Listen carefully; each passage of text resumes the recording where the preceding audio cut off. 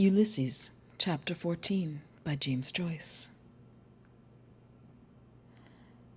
The shield holds Emis. The shield holds Emis. The shield holds Emis. Send us, bright one, light one, horhorn, quickening and womb fruit. Send us, bright one, light one, horhorn, quickening and womb fruit. Send us, bright one, light one, horhorn, quickening and womb fruit. Hoopsa boy, hoopsa, hoopsa boy, hoopsa, hoopsa boy, hoopsa. Universally, that person's acumen is esteemed very little perceptive concerning whatsoever matters are being held as most profitably by mortals, with sapience endowed to be studied, who is ignorant of that which the most in doctrine erudite, and certainly by reason of that in them high minds ornament deserving of veneration, constantly maintain. When by general splendors the prosperity of a nation, more efficaciously asserted than by the measure of how far forward may have progressed the tribute of its solicitude, for that proliferant continuance, which of evils the original, if it be absent when fortunately present, constitutes the certain sign of omnipotent nature's incorrupted benefaction.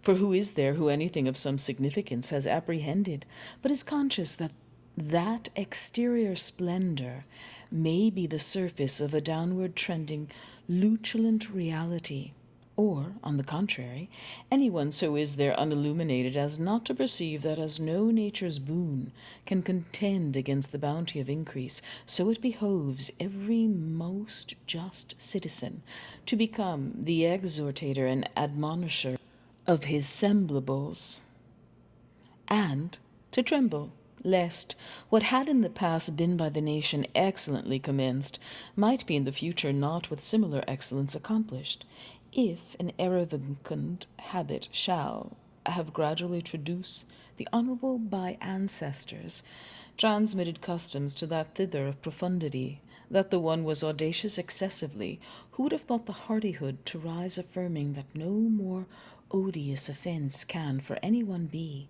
than to oblivious neglect to consign that evangel simultaneously command and promise, which on all mortals with prophecy of abundance, or with diminution's menace, that exalted of reiteratedly procreating function, ever irrevocably enjoined.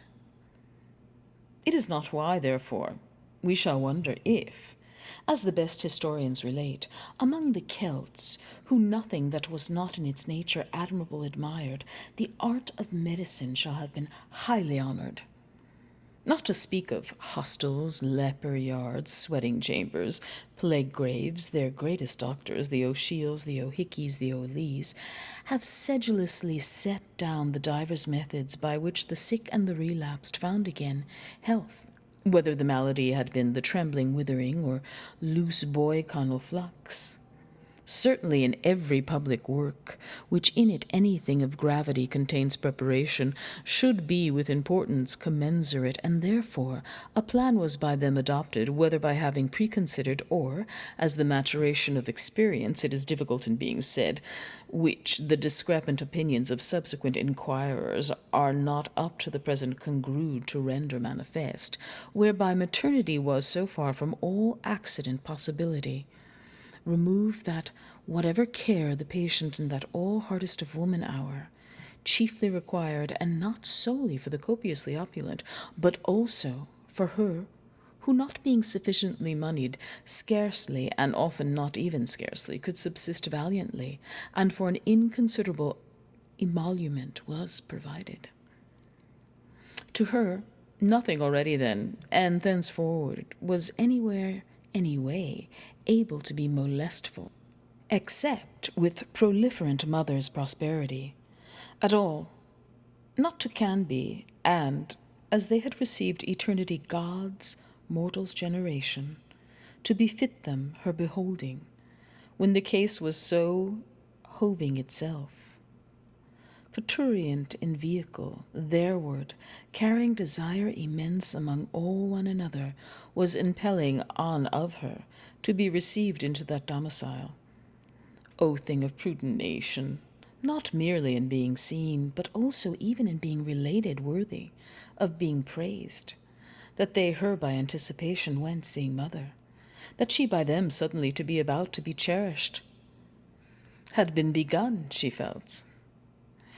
Before born babe bliss had, within womb one he worshipped. Whatever in that one case done commodiously done was, a couch by midwives attended with wholesome food reposeful, cleanest swaddles as though forth bringing were now done, and by wise foresight set. But to this no less of what drugs there is need and surgical implements, which are pertaining to her case, not omitting aspect of all very distracting spectacles in various latitudes, by our terrestrial orb offered together with images, divine and human, the cogitation of which by sea-junct females is to tumescence conducive, or eases issue in the high, sun-bright, well-built, fair home of mothers, when, ostensibly far gone and reproductive, it is come by her thereto to lie in, her term up. Some man that wayfaring was stood by house door at night's oncoming. Of Israel's folk was that man that on earth wandering far had fared. Stark ruth of man his errand, that him alone led till that house.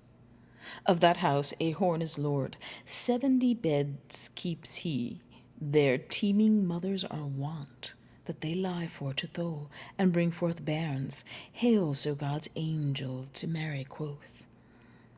Watchers tway their walk, white sisters in wards sleepless. Smarts they still, sickness soothing, in 12 moons thrice and 100. Truest bed-thanes they twain are, for horn holding wariest ward. In ward wary the watcher, hearing come, that man mild-hearted eft rising with swire, wimpled to him her gate wide undid.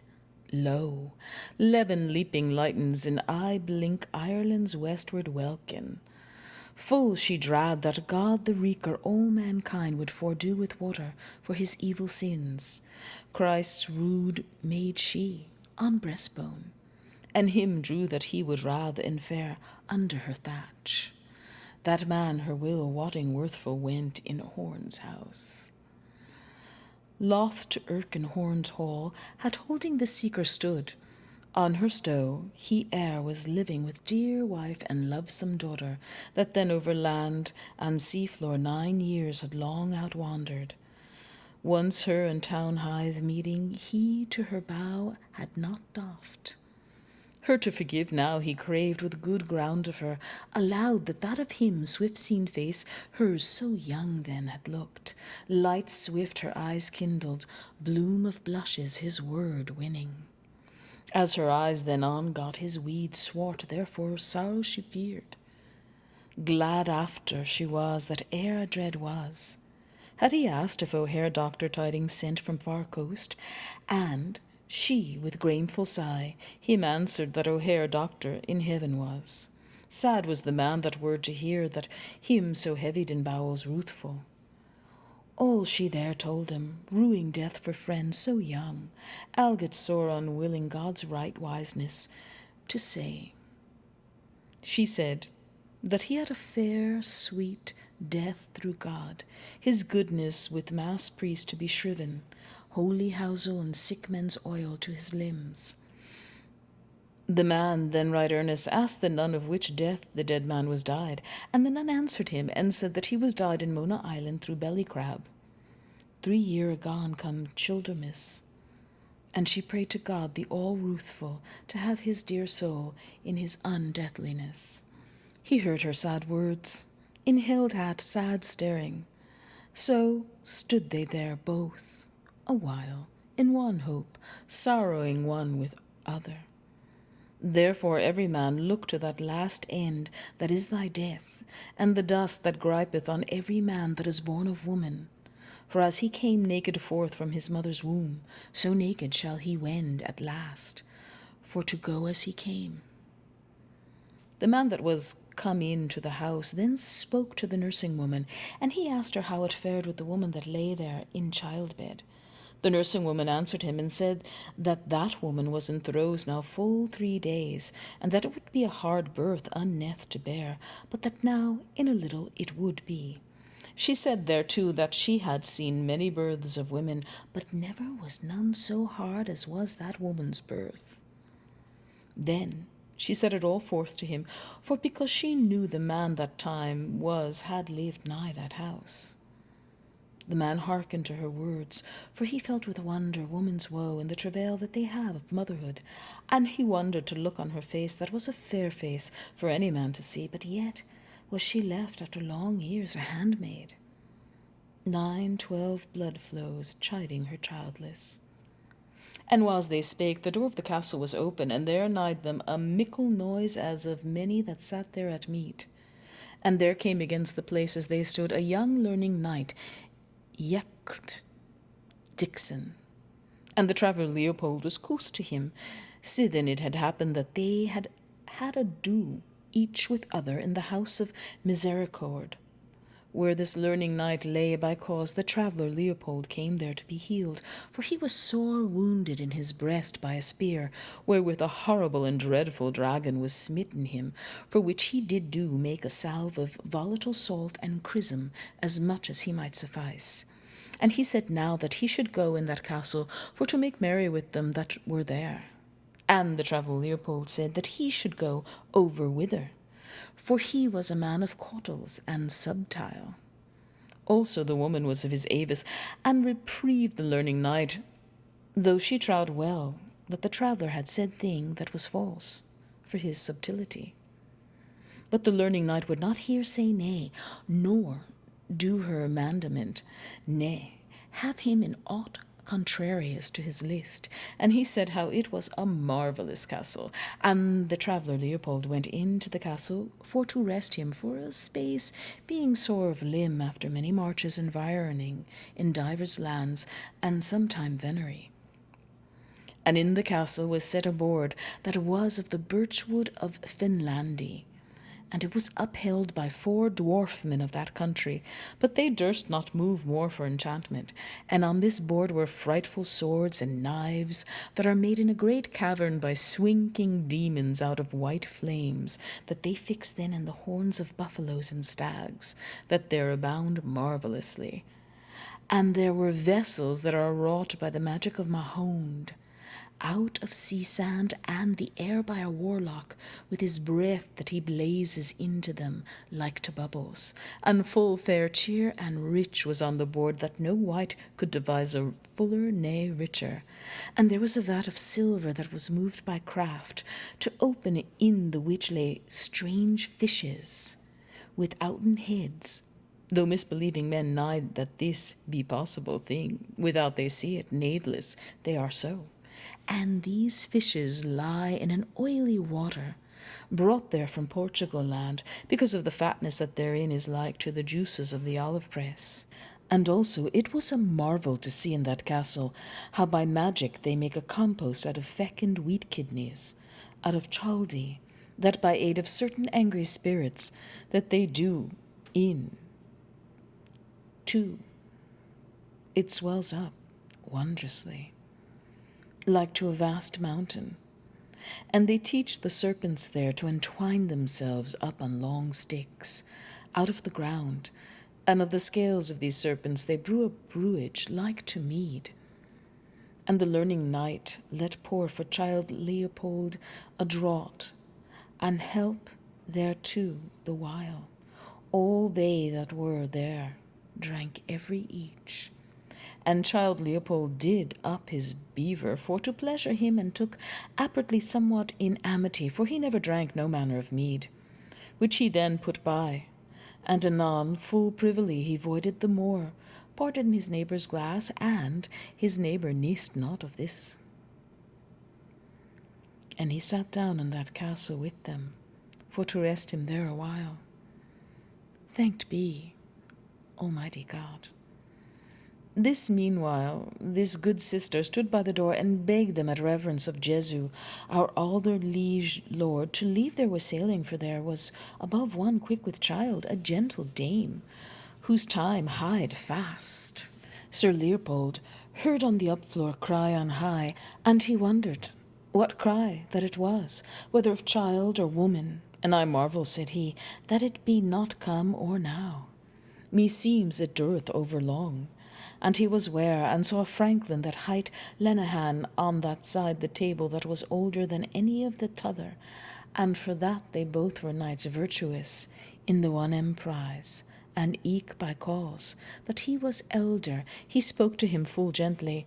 But, said he, or be it cause that too long she will bring forth by God his bounty, and have joy of her, childing, for she hath waited marvellous long. And the Franklin that had drunken said, expecting each moment to be her next.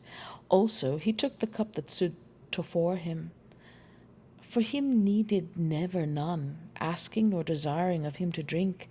And now drink, said he, fully delectably, and he quaffed as far as he might to their both's health, for he was a passing good man of his lustiness. And Sir Leopold, that was the goodliest guest that ever sat in Scholars' Hall, and that was the meekest man, and the kindest that ever laid husbandly hand under hen, and that was the very truest knight of the world, one that ever did minion service to Lady Gentle, pledged him courtly in the cup. Women's woe with wonder, pondering. Now, let us speak of that fellowship that was there, to the intent to be drunken as they might. There was a sort of scholars along either side the board, that is to wit, Dixon Yclept, Junior of St. Mary Merciables, with other his fellows Lynch and Madden, scholars of medicine, and the Franklin that hight Lenehan, and one from Alba Longa, one Crothers, and young Stephen that had mane of a frere, that was at head of the board, and Costello that men Clempen. Punch Costello all long of a mastery of him, erewhile jested, and of all them reserved young Stephen, he was the most drunken that demanded still of more mead, and beside the meek Sir Leopold. But on young Malachi they waited, for that he promised to have come, and such as intended to know goodness said how he had broke his vow. And Sir Leopold sat with them, for he bore fast friendship to Sir Simon, and to this his son young Stephen, and for that his languor becalmed him. Thereafter longest wanderings, insomuch as they feasted him for that time in the honourablest manner. Ruth read him. Love led on, with will to wander, loth to leave. For they were right witty scholars, and he heard their sounds, each gen, other as touching birth and righteousness, young Madden maintaining that put such case it were hard the wife to die, for so it had fallen out a matter of some year agone, with a woman of Eblana in Horn's house that now was trespassed out of this world, and the self-night next before her death all leeches and apothecaries had taken counsel of her case, and they said farther she should live, because in the beginning they said the woman should bring forth in pain, and wherefore? They that were of this imagination affirmed how young Madden had said truth, for he had conscience to let her die.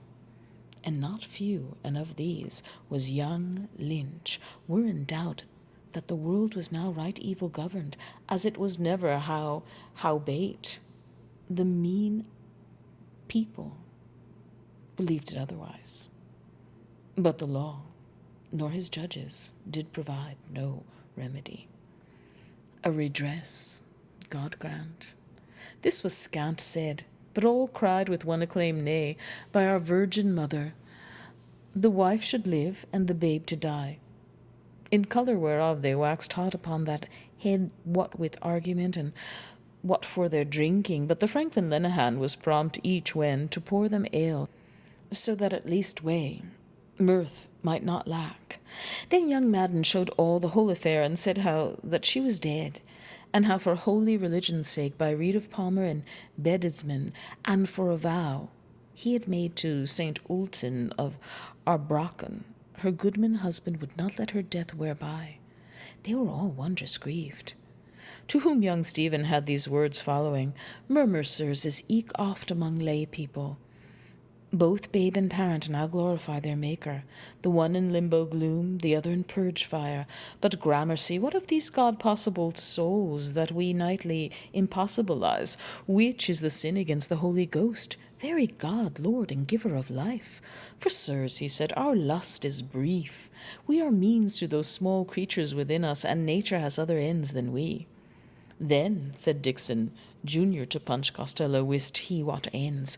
But he had overmuch drunken, and the best word he could have of him was that he would ever dishonest a woman, whoso she were, or wife, or maid, or leman, if it so fortuned him to be delivered of his spleen of lustihead. Whereat Cruthers of Alba Longa sang young Malachi's praise of that beast the unicorn, how once in the millennium he cometh by his horn. The other all this while pricked forward with their jibes, wherewith they did malice him, witnessing all and several by Saint Foutinus his engines, that he was able to do any manner of thing that lay in man to do.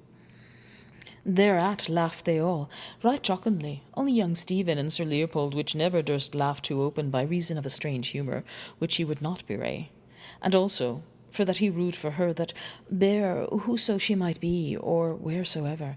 Then spake young Stephen, Orgulus of Mother Church, that would cast him out of her bosom, of law of canons, of Lilith, patron of abortions, of bigness wrought by winds of seeds of rightness, or by potency of vampires mouth to mouth, or, as Virgilius saith, by the influence of the Occident, or by the reek of moonflower, or and lie she with a woman, which her man has but lain with, effectu secuto, or peradventure in her bath, according to the opinions of Averroes and Moses Maimonides.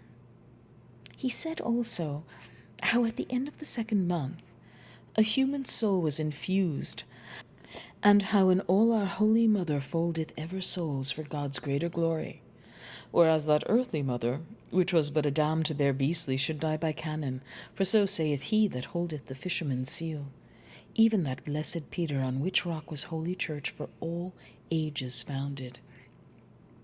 All they bachelors then asked of Sir Leopold, would he in like case so jeopard her person as risk life to save life? A wariness of mind, he would answer as fitted all, and laying hand to jaw, he said, dissembling, as his wont was, that, as it was informed him, who had ever loved the art of physic as might a layman, and agreeing also with his experience of so seldom seen an accident, it was good for that Mother Church belike at one blow had birth and death pence, and in such sort deliverly he scaped their questions. That is truth, party, said Dixon, and, or so I err, a pregnant word. Which hearing young Stephen was a marvellous glad man, and he averred that he who stealeth from the poor lendeth to the Lord, for he was of a wild manner when he was drunken, and that he was now in that taking, it appears, eftsoons. But Sir Leopold was passing grave maugre, his word by cause. He still had pity of the terror-causing shrieking of shrill women in their labour, and he was minded of his good Lady Marian, that had borne him an only man-child, which on his 11th day on live had died, and no man of art could save so dark is destiny. And she was wonder-stricken of heart for that evil hap, and for his burial did him on a fair corslet of lamb's wool, the flower of the flock, lest he might perish utterly, and lie akeld, for it was then about the midst of winter. And now Sir Leopold, that had of this body no man-child, for an heir looked upon him, his friend's son, and was shut up in sorrow, for he forepassed happiness, and as sad as he was, that him failed a son of such gentle courage, for all accounted him of real parts, so grieved he also in no less measure for young Stephen, for that he lived riotously with those wastrels, and murdered his goods with whores. About that present time young Stephen filled all cups that stood empty, so as there remained but little mo, if the prudenter had not shadowed their approach from him, that still plied it very busily, who praying for the Christ, which also, as he said, is vicar of Bray. Now drink we, quod he. Of this mazer and quaff ye this mead, which is not indeed parcel of my body, but my soul's bodiment. Leave ye fraction of bread to them that live by bread alone. Be not afeard neither for any want, for this will comfort more than the other will dismay. See ye here. And he showed them glistering coins of the tribute, and goldsmith notes the worth of £2.19 that he had. He said, for a song which he writ. They all admired to see the foresaid riches in such dearth of money as was here before. His words were then these as followeth. Know all men, he said, time's ruins build eternity's mansions. What means this? Desire's wind blasts the thorn tree, but after it becomes from a bramble bush to be a rose upon the root of time. Mark me now, in woman's womb, word is made flesh, but in the spirit of the Maker all flesh that passes becomes the word that shall not pass away. This is the post-creation.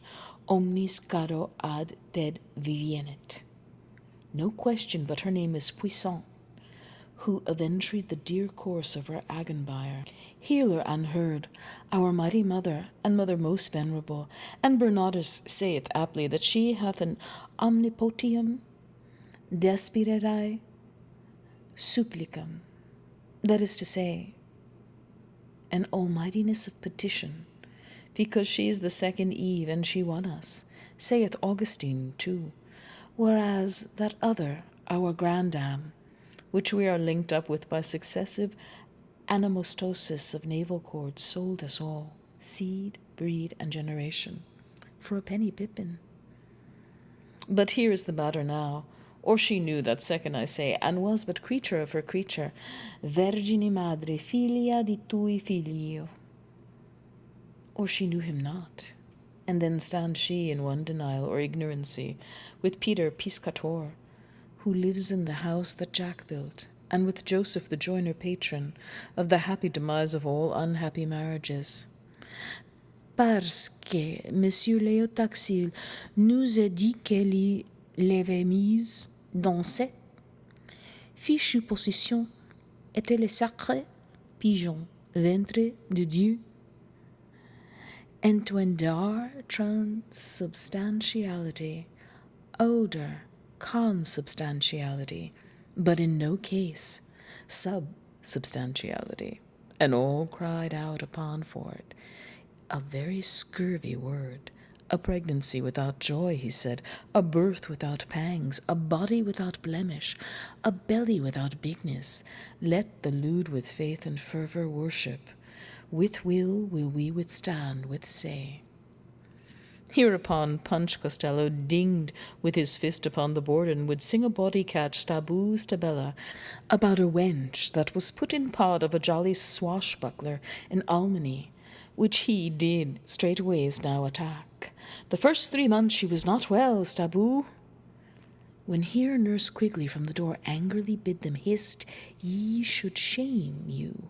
Nor was it not meet as she remembered them, being her mind was to have all orderly against Lord Andrew come, for because she was jealous that no gasteful turmoil might shorten the honour of her guard.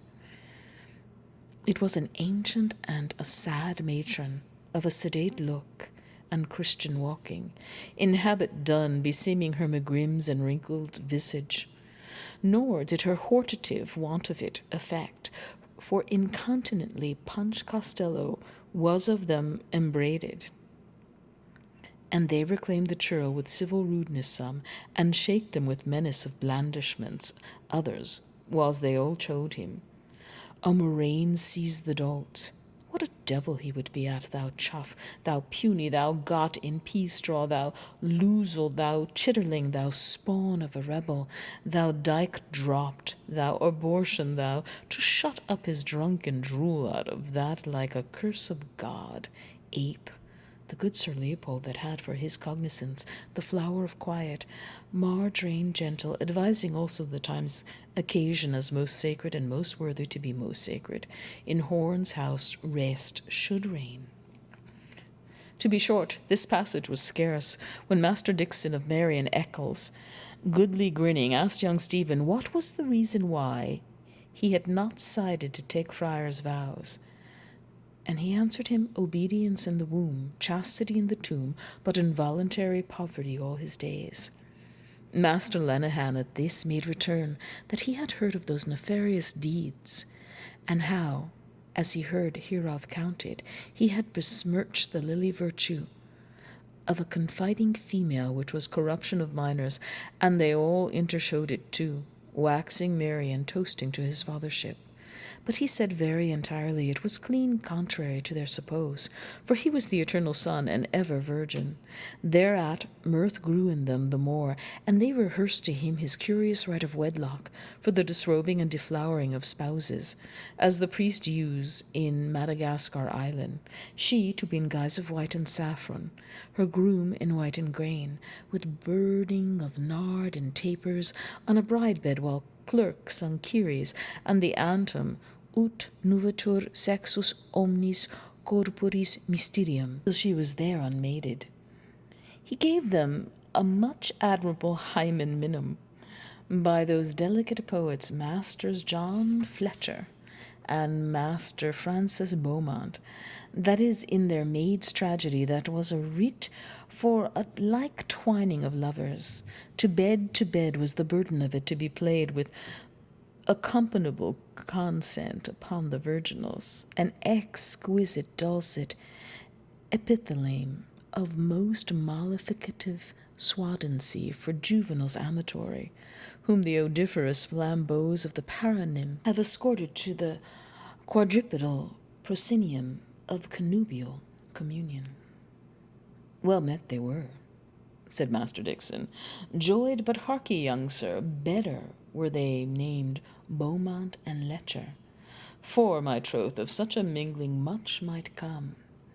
Young Stephen said, indeed, to his best remembrance, they had but the one doxy between them, and she of the stews to make shift with in delights amorous for life ran very high in those days, and the custom of the country approved with it. Greater love than this, he said, no man hath, that a man lay down his wife for his friend. Go thou, and do likewise. Thus, or words to that effect, saith Zarathustra. Sometime Regius, professor of French letters to the University of Oxdale, nor breathed there ever that man to whom mankind was more beholden. Bring a stranger within thy tower, it will go hard, but thou wilt have the second best bed. Orati fratres pro memitipso, and all the people shall say Amen. Remember, Aaron, thy generations and thy days of old. How shall say, thou saidst little by me, and by my word, and broughtest in a stranger to my gates, to commit fornication in my sight, and to wax fat, and kick like Jeshurun. Therefore hast thou sinned against my light, and hast cast me, thy lord, to be the slave of servants. Return, return, Clan Millie, forget me not, O Milesian. Why hast thou done this abomination before me, that thou didst spurn me for a merchant of jalaps, and didst deny me to the Roman, and to the Indian of dark speech, with whom thy daughters did lie luxuriously? Look forth now, my people, upon the land of behest, even from Horeb, and from Nebo, and from Pisgah, and from the horns of Hattin, on to a land flowing with milk and money. But thou hast suckled me with a bitter milk, my moon and my sun, thou hast quenched forever. And thou hast left me alone forever in the dark ways of my bitterness. And with a kiss of ashes hast thou kissed my mouth. This tenebrosity of the interior, he proceeded to say, hath not been illumined by the wit of the Septuagint, nor so much as mentioned for the Orient, from on high, which brake hell's gates, visited a darkness that was foraneous. Assification minorates atrocities, as Tully saith of his darling Stoics, and Hamlet his father showeth the prince no blister of combustion. The Adiaphane in the noon of life is an Egypt's plague, which is in the nights of pre-nativity and post-mortemity. It is their most proper ubi and quomodo. And as the ends and ultimates of all things accord in some mean and measure with their inceptions and originals, that same multiplicit concordance which leads forth growth from birth, accomplishing by a retrogressive metamorphosis that minishing and ablation towards the final, which is agreeable unto nature, so it is with our subsolar being. The aged sisters draw us into life. We wail, batten, sport, clip, clasp, sunder, dwindle, die. Over us dead they bend. First, saved from the waters of old Nile, among bulrushes, a bed of face-shaded wattles. At last, the cavity of a mountain, an occulted sepulchre amid the conclamation of the hill-cat and the ossifrage. And as no man knows the ubicity of his tumulus, nor to what processes we shall thereby be ushered, nor whether to Tophet or to Edenville in the like way is all hidden, when we would backward see from that region of remoteness, the whatness of our who-ness hath fetched his whenceness. There too Punch Costello roared out mainly, Etienne Chanson. But, he loudly bid them lo, wisdom hath built herself a house, this vast, majestic, long-established vault, the crystal palace of the Creator, all in apple pie order, a penny for him who finds the pea. Behold the mansion reared by dead old Jack, see the malt stored in many a refluent sack, in the proud cirque of Jack John's bivouac. A black crack of noise in the street here, alack, bawled back. Loud on left Thor thundered, in anger awful the hammer hurler. Came now the storm that hissed his heart, and Master Lynch bade him have a care to flout and wit wanton, as the god self was angered for his hell-prate and paganry. And he that had erst challenged to be so dowdy waxed wan, as they might all mark and shrank together, and his pitch that was before so hot uplift now was of a sudden quite plucked down, and his heart shook within the cage of his breast as he tasted the rumour of that storm. Then did some mock and some jeer, and Punch Costello fell hard again to his yell, which Master Lenehan vowed he would do after, and he was indeed but a word and a blow on any the least colour. But the braggart boaster cried that an old nobo-daddy was in his cups. It was much what indifferent, and he would not lag behind his lead. But this was only to dye his desperation as cowed he crouched in Horn's Hall.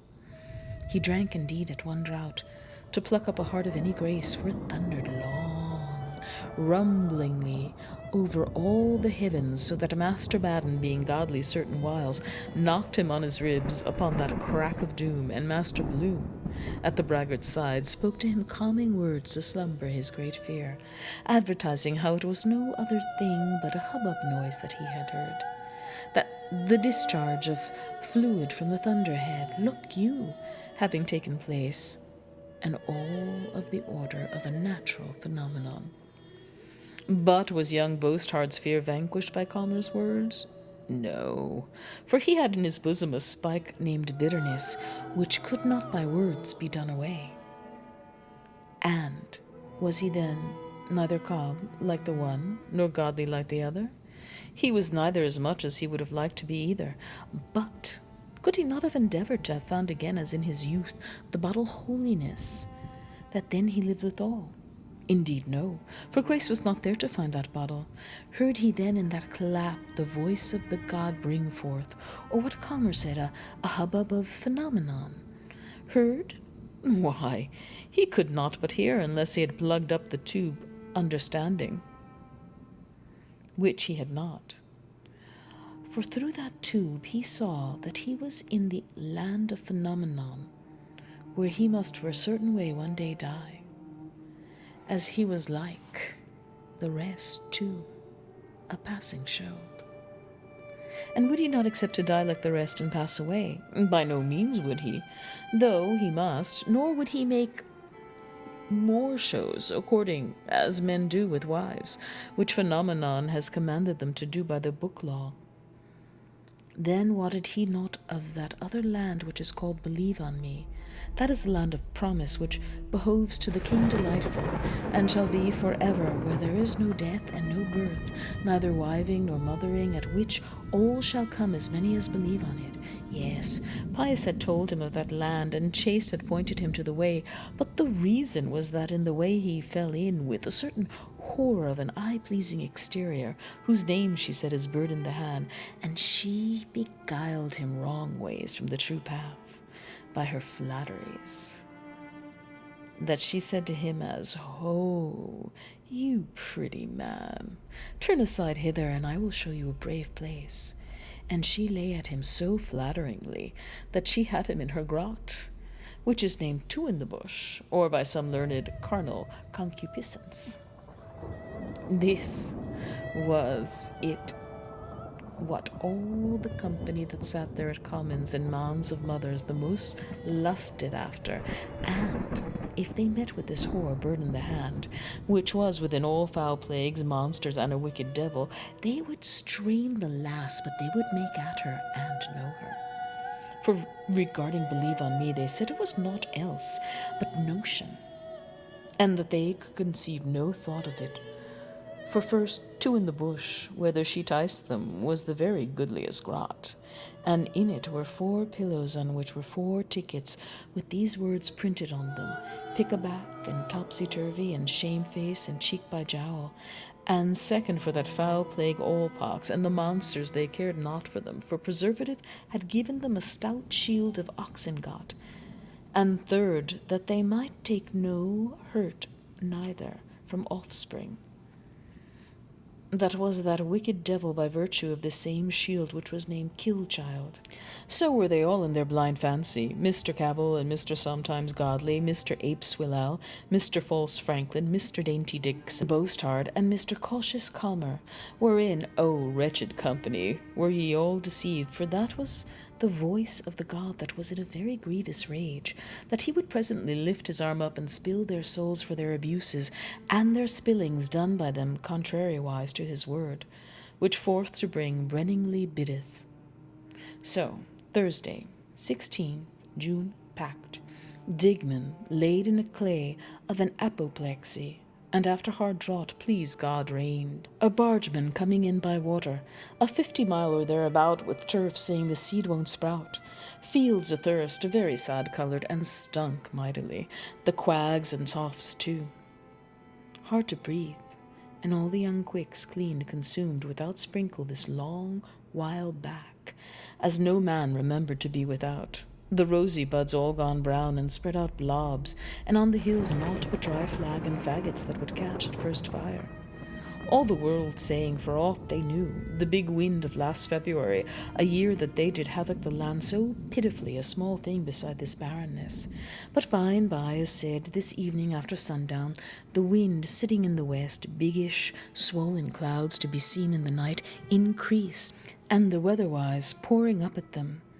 And some sheet lightnings at first, and after, past 10 of the clock, one great stroke with a long thunder, and in a brace of shakes all scamper pell-mell within door for the smoking shower.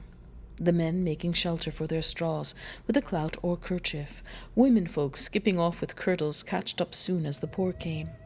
In Ely Place, Bagot Street, Duke's Lawns, thence through Marion Green up to Hull Street, a swash of water, flowing that was before bone dry, and not one chair or couch or fiacre seen, but no more crack after that first.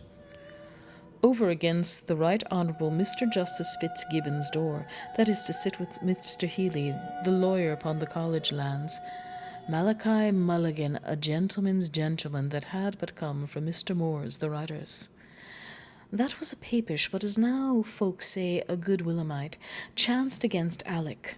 Bannon in a cut-bob, which are now in with dance cloaks of Kendal Green. That was the new got to town from Mullingar, with the stage where his cousin Mal Im's brother will stay a month. Yet still Saint Swineth, and asks what in the earth he does there. He bound home, each Andrew Horns being stayed for to crush a cup of wine, so he said. but would tell him of a skittish heifer, big of her age and beef to the heel, and all this while poured with rain, and so both together on to horns.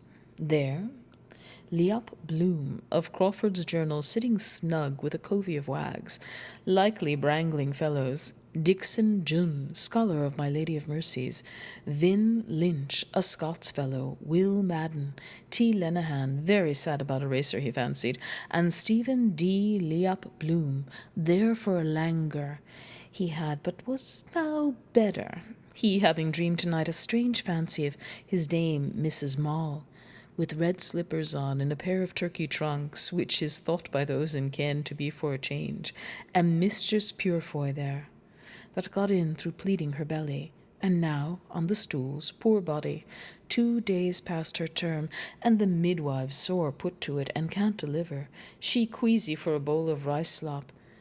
That is a shrewd dryer up of the insides, and her breath very heavy, more than good, and should be a bully boy from the Knox, they say, but God give her soon issue. 'Tis her 9th chick to live, I hear, and Lady Day bit off her last chick's nails.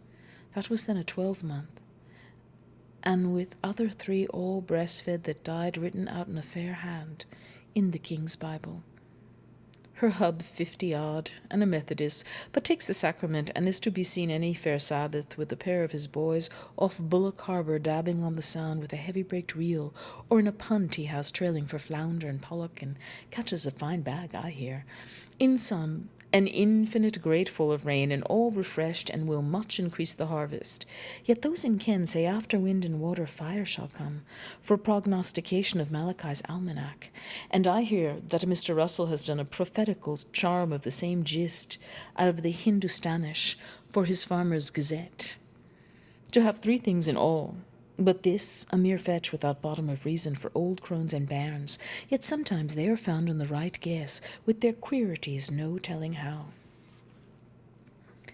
With this came up Lenehan to the feet of the table to say how the letter was in that night's Gazette, and he made a show to find it about him, for he swore with an oath that he had been at pains about it, but on Stephen's persuasion he over the search, and was bidden to sit near by, which he did, mighty brisk. He was a kind of sport gentleman, that went for a Merry Andrew or honest pickle, and what belonged of women, horse flesh or hot scandal, he had it pat. To tell the truth, he was mean in fortunes, and, for the most part, hankered about the coffee-houses and low taverns, with crimps, ostlers, bookies, poles, men, runners, flat-caps, waistcoaters, ladies of the bagnio, and other rogues of the game, or with a chanceable catchpole, or a tipstaff, often at nights till broad day, of whom he picked up between his sack-possets much loose gossip. He took his ordinary at the boiling cook's, and if he had but gotten into him a mess of broken victuals, or a platter of tripes, a bare tester in his purse, he could always bring himself off with his tongue. Some randy quip he had from a punk, or what not, that every mother's son of them would burst their sides. The other, Costello that is, hearing this talk, asked, was it poetry or a tale? Faith, no, he says. Frank, that was his name, 'tis all about carry cows that are to be butchered along of the plague.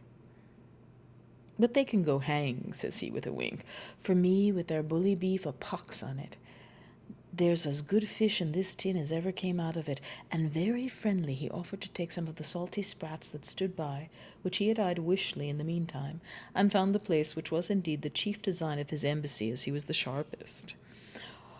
Mortals vache, says Frank, then in the French language, that had been indentured to a brandy shipper that has a wine lodge in Bordeaux, and he spoke French like a gentleman too. From a child this Frank had been a donot, that his father, a Headborough, who could ill keep him to school to learn his letters and the use of the globes, matriculated at the university to study the mechanics, but he took the bit between his teeth like a raw colt, and was more familiar with the justiciary and the parish beadle than with his volumes. One time he would be a play actor, then a sutler or a welsher, Then naught would keep him from the bear pit and the cocking main. Then he was for the ocean sea, or to hoof it on the roads with the Romany folk, kidnapping a squire's heir by favour of moonlight, or fecking maid's linen, or choking chicken behind a hedge. He had been off as many times as a cat has lives, and back again, with naked pockets as many more to his father, the headborough, who shed a pint of tears as often he saw him. What says Mr. Leopold with his hands across? That was earnest to know the drift of it. Will they slaughter all? I protest, I saw them but this day morning going to the Liverpool boat, said he. I can scarcely believe 'tis so bad, says he. And he had the experience of the like brood beasts and of the springers, greasy hoggets, and weatherwool, having some years before actuary for Mr. Cuff, a worthy salesmaster that drove his trade for livestock and meadow auctions hard by Gavin Low's yard in Prussia Street. I question with you, there, says he. More like 'tis the hoofs, the timber tongue. Mr. Stephen, a little moved but very handsomely, told him no such matter, and that he had dispatches from the Emperor's chief tail tickler thanking him for the hospitality. That was sending over Dr. Rinderpest, the best quoted cowcatcher in all Muscovy, with a bolus or two of physic to take the bull by the horns. Come, come, says Mr. Vincent, plain dealing. He'll find himself on the horns of a dilemma if he meddles with a bull that's Irish, says he. Irish by name and Irish by nature, says Mr. Stephen, and he sent the ale purling about, an Irish bull in an English china shop. I conceive you, says Mr. Dixon. It is that same bull that was sent to our island by Farmer Nicholas, the bravest cattle breeder of them all, with an emerald ring in his nose. True for you, says Mr. Vincent, cross the table, and a bull's-eye into the bargain, says he, and a plumper and portlier bull, says he, never shit on shamrock. He had horns galore, a coat of cloth of gold, and a sweet smoky breath coming out of his nostrils, so that the women of our island, leaving dough balls and rolling pins, followed after him, hanging his bullness in daisy chains. What for that? Says Mr. Dixon. But before he came over, Farmer Nicholas, that was a eunuch, had him properly gelded by a college of doctors who were no better off than himself. So be off now, says he, and do all my cousin German the Lord Harry tells you, and take a farmer's blessing. And with that he slapped his posteriors very soundly. But the slap and the blessing stood him friend, said Mr. Vincent, for to make up he taught a trick worth two of the other, so that the maid, wife, abbess, and widow to this day affirm that they would rather any time of the month whisper in his ear in the dark of the cowhouse, or get a lick on the nape from his long holy tongue, than lie with the finest strapping young ravisher in the four fields of all Ireland. Another then put in his word, and they dressed him, says he, in a point shift and petticoat, with a tippet and girdle and ruffles on his wrists, and clipped his forelock and rubbed him all over with spermacetical oil, and built stables for him at every turn of the road, with a gold manger in each, full of the best hay in the market, so that he could doss and dung to his heart's content.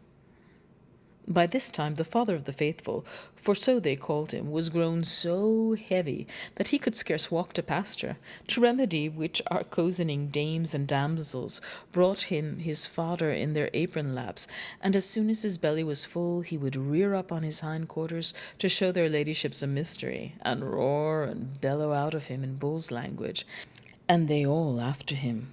Ay, says another, and so pampered was he that he would suffer naught to grow in all the land but green grass for himself, for that was the only colour to his mind. And there was a board put up on a hillock in the middle of the island, with a printed notice saying, By the Lord Harry, green is the grass that grows on the ground. And, says Mr. Dixon, if he ever got scent of a cattle raider in Roscommon, or the wilds of Connemara, or a husband in Sligo, that was sowing as much as a handful of mustard or a bag of rapeseed, out he'd run amuck over half the countryside, rooting up with his horns whatever was planted, and all by Lord Harry's orders. There was bad blood between them at first, says Mr. Vincent, and the Lord Harry called Farmer Nicholas all the old nicks in the world, and old whoremaster that kept 7 trolls in his house, and I'll meddle in his matters, says he. I'll make that animal smell hell, says he, with the help of that good pizzle my father left me. But one evening, says Mr. Dixon, when the Lord Harry was cleaning his royal pelt to go to dinner after winning a boat race, he had spade oars for himself, but for the first rule of the course was that the others were to row with pitchforks. He discovered in himself a wonderful likeness to a bull, and on picking up a black-thumbed chapbook that he kept in the pantry, he found sure enough that he was a left-handed descendant of the famous champion bull of the Romans, Bos Bovum, which is good bog Latin for boss of the show. After that, says Mr. Vincent, the Lord Harry put his head into a cow's drinking trough in the presence of all his courtiers, and pulling it out again told them all his new name.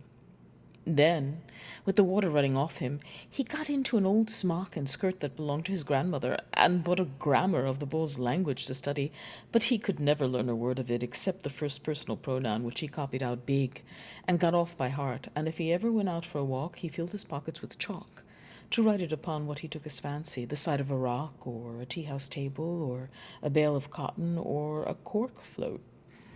In short, he and the Bull of Ireland were soon as fast friends as an arse and a shirt.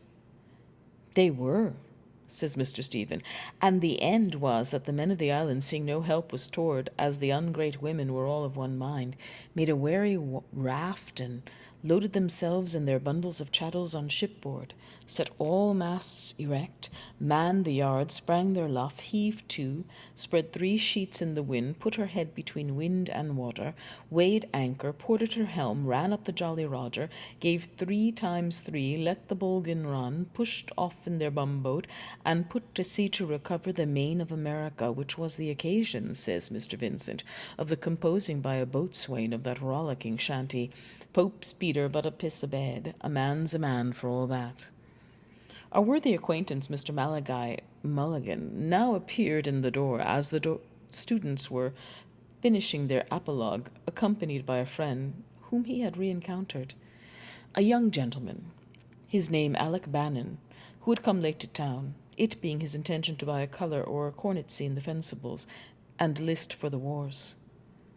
Mr. Mulligan was civil enough to express some relish of it, all the more as it jumped with a project of his own, for the cure of the very evil that had been touched upon.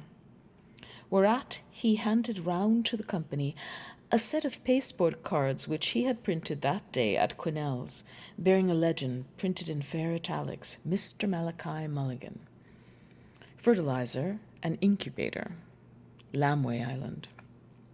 His project, as he went on to expound, was to withdraw from the round of idle pleasures such as form the chief business of Sir Fopling Popinjay and Sir Milksop Quinnog in town, and to devote himself to the noblest task for which our bodily organism has been framed.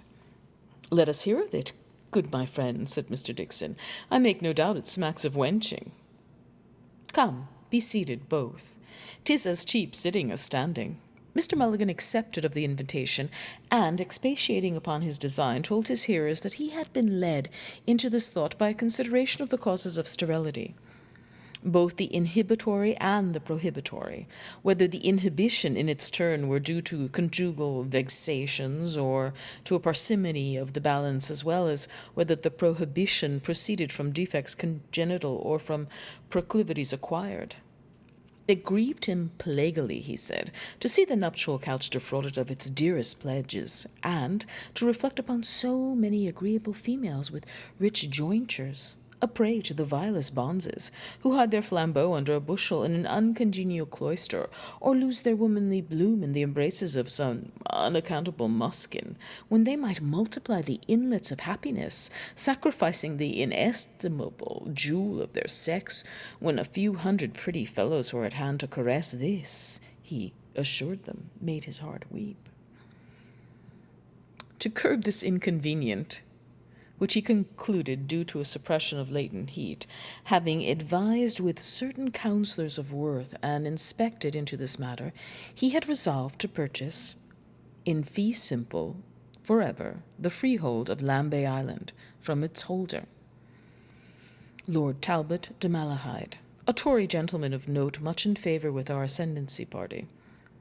He proposed to set up there a national fertilizing farm to be named Omphalos, with an obelisk hewn and erected after the fashion of Egypt, and to offer his dutiful yeoman services for the fecundation of any female of what grade of life soever who should there direct to him with the desire fulfilling the functions of her natural. Money was no object, he said, nor would he take a penny for his pains. The poorest kitchen wench no less than the opulent lady of fashion, if so be their constructions and their tempers were warm persuaders for their petitions. They would find him, in him, their man. For his nutriment, he showed how he would feed himself exclusively upon a diet of savoury tubercles and fish and conies there, the flesh of these latter prolific rodents being highly recommended for his purpose, both broiled and stewed with a blade of mace and a pod or two of capsicum chilies.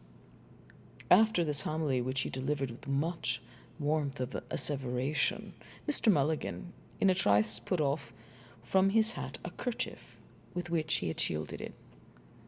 They both, it seems, had been overtaken by the rain, and for all their mending their pace had taken water, as might be observed by Mr. Mulligan's small clothes of a hodden grey, which was now somewhat piebald.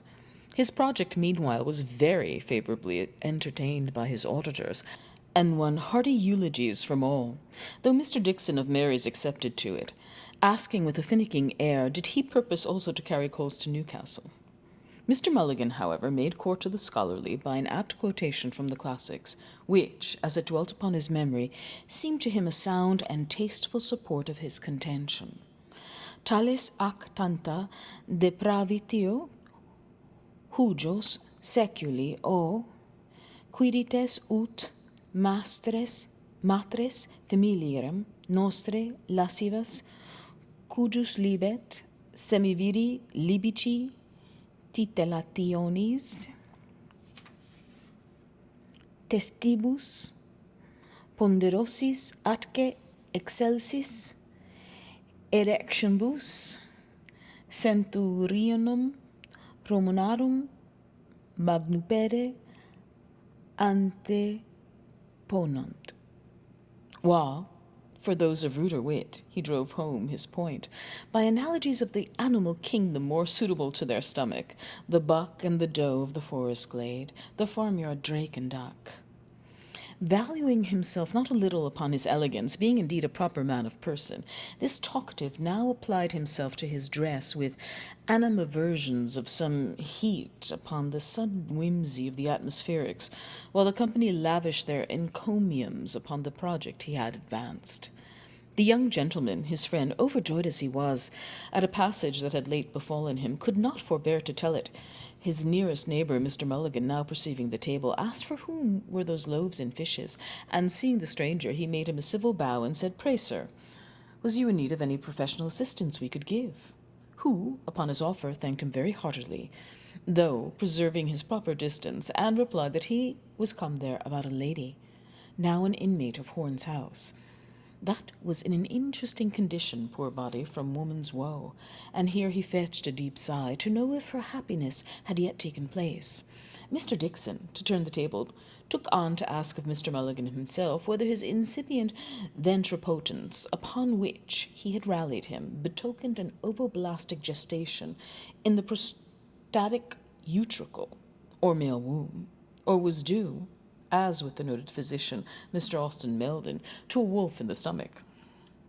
For answer, Mr. Mulligan, in a gale of laughter at his smalls, smote himself bravely below the diaphragm, exclaiming with an admirable droll mimic of Mother Grogan, the most excellent creature of her sex, though 'tis pity she's a trollop, "There's a belly that never bore a bastard." This was so happy a conceit that it renewed the storm of mirth, and threw the whole room into the most violent agitations of delight. The spry rattle had run on in the same vein of mimicry, but for some larum in the antechamber.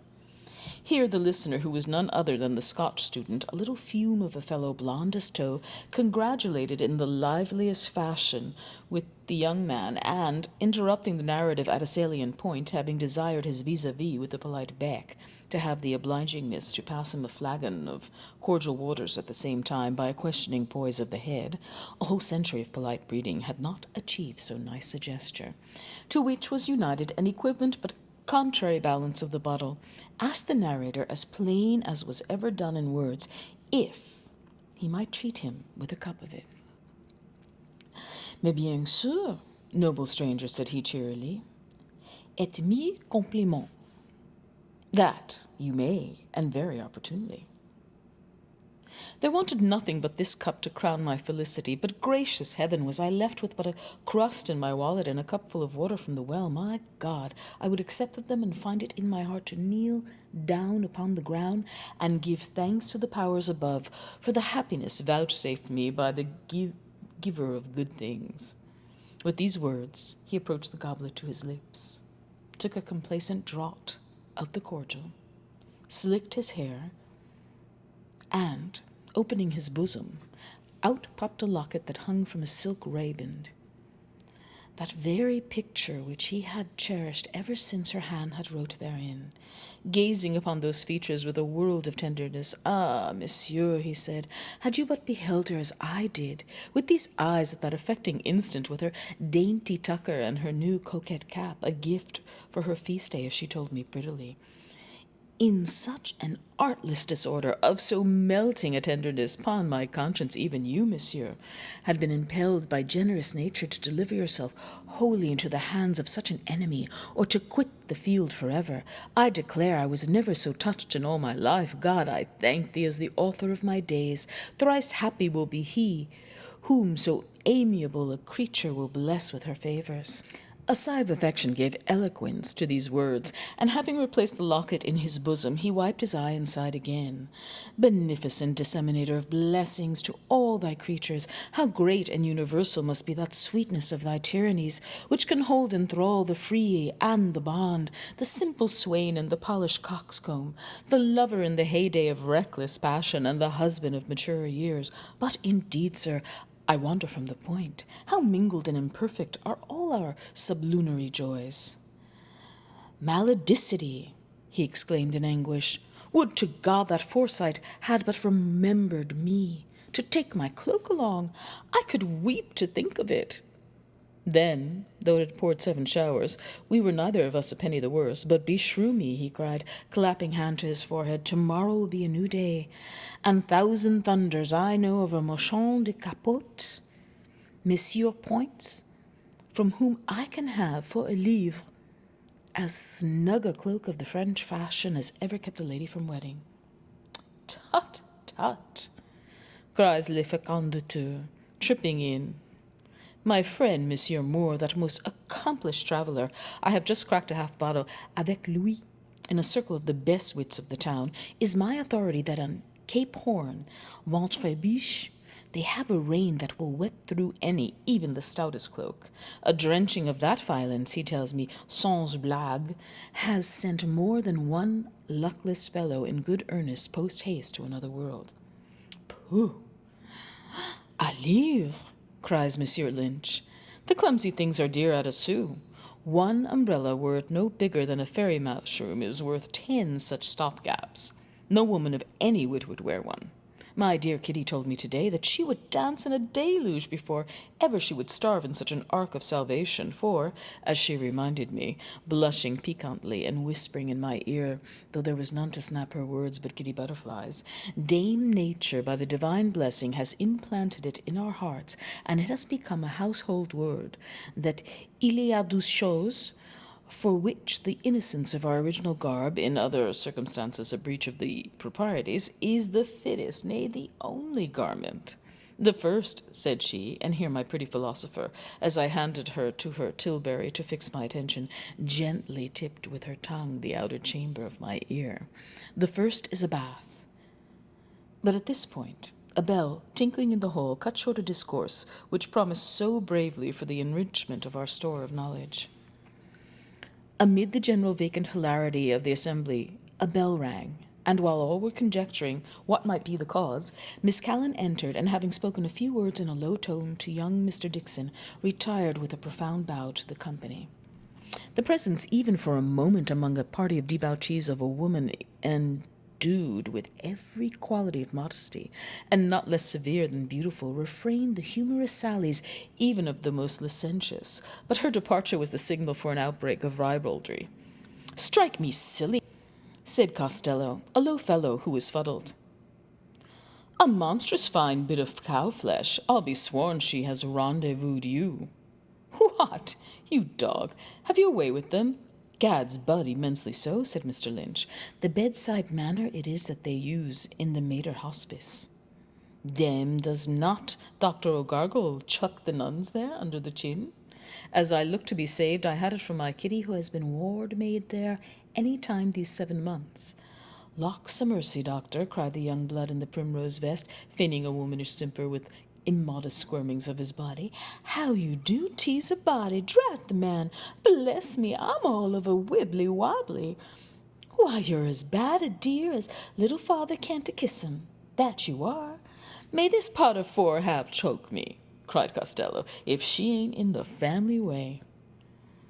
I knows a lady what's got a white swelling quick as I clap eyes on her."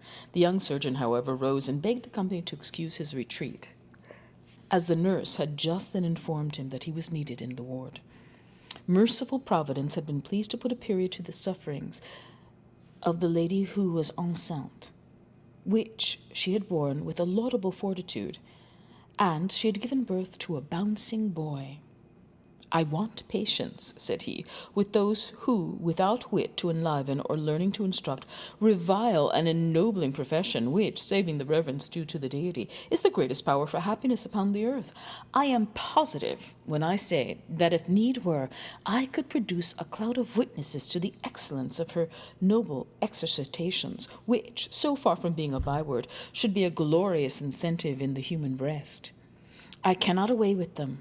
What, malign such an one, the amiable Miss Callan, who is the lustre of her own sex in astonishment of ours? And at an instant the most momentous that can befall a puny child of clay? Perish the thought! I shudder to think of the future of a race where the seeds of such malice have been sown, and where no right reverence is rendered to mother and maid in house of horn." Having delivered himself of this rebuke, he saluted those present on the by and repaired to the door.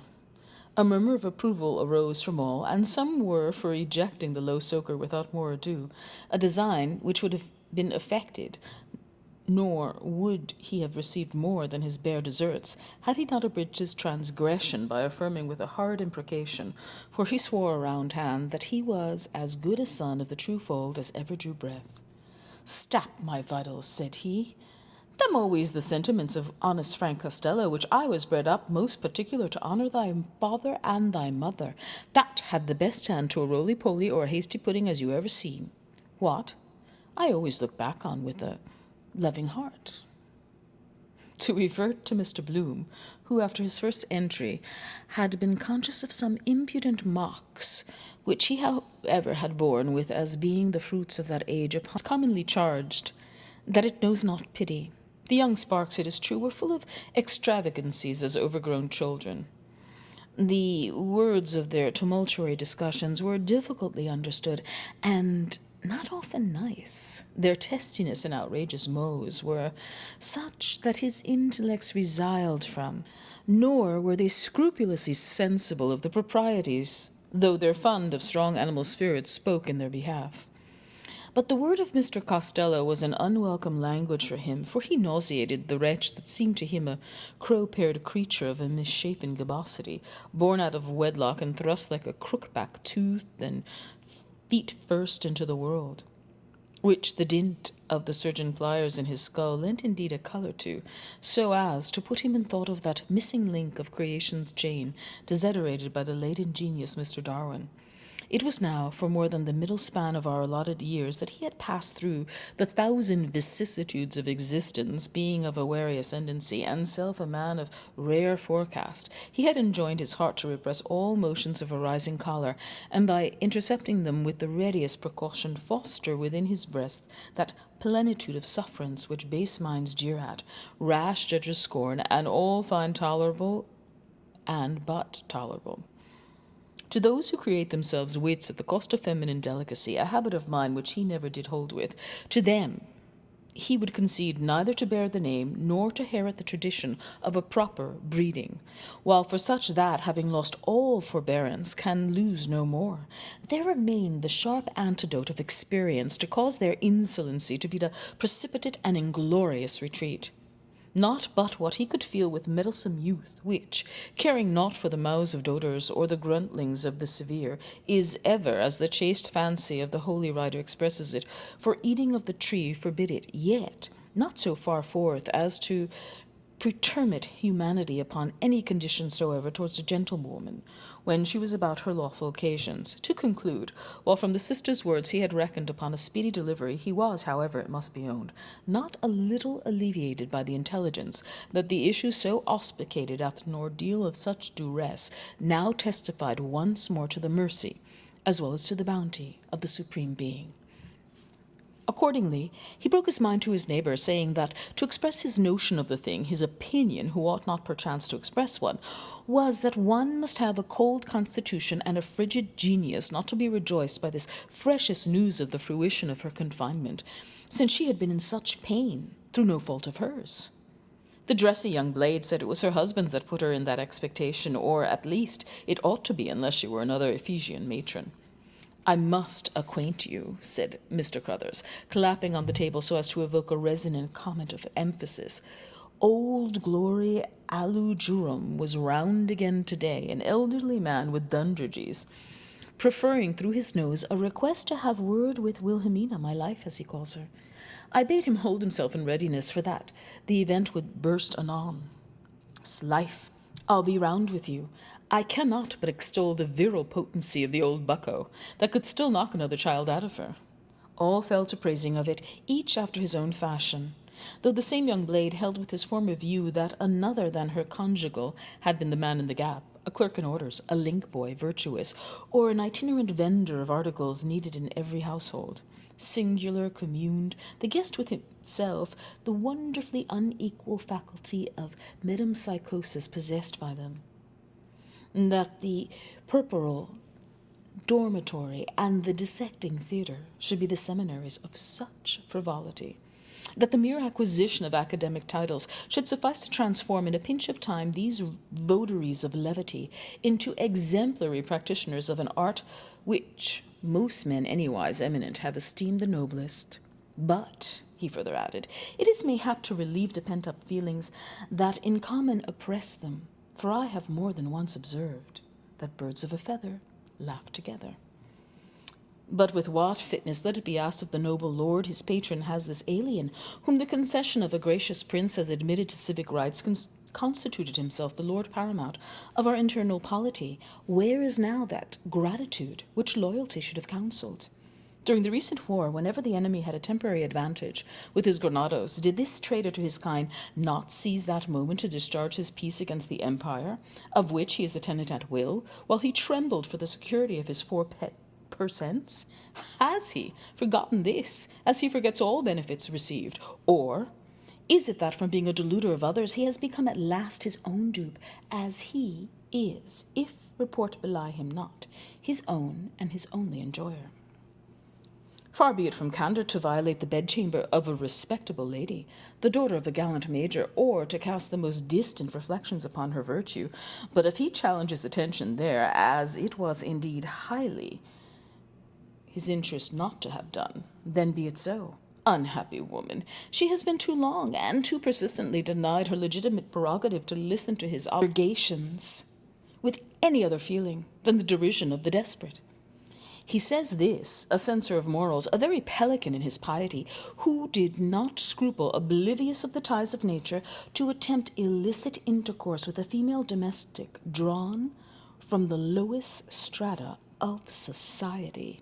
Nay, had the hussy scouring brush not been her tutelary angel, it had gone with her as hard as with Hagar the Egyptian. In the question of the grazing lands, his peevish asperity is notorious, and in Mr. Cuff's hearing brought upon him from an indignant rancher a scathing retort, couched in terms as straightforward as they were bucolic. It ill becomes him to preach what gospel? Has he not nearer home a seed field that lies fallow for the want of the ploughshare? A habit reprehensible at puberty is second nature, and an opprobrium in middle life, if he must dispense his balm of Gilead and nostrums and apothegms of dubious taste to restore to health a generation of unfledged profligates. Let his practice consist better with the doctrines that now engross him.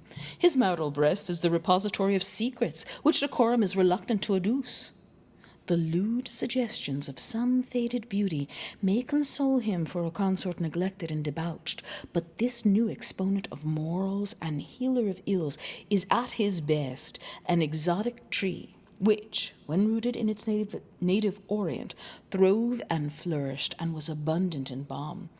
But transplanted to a clime more temperate, its roots have lost their quondam vigor, while the stuff that comes away from it is stagnant, acid, and inoperative. The news was imparted with a circumspection recalling the ceremonial usage of the sublime port by the second female infirmarian to the junior medical officer in residence, who in his turn announced to the delegation that an heir had been born.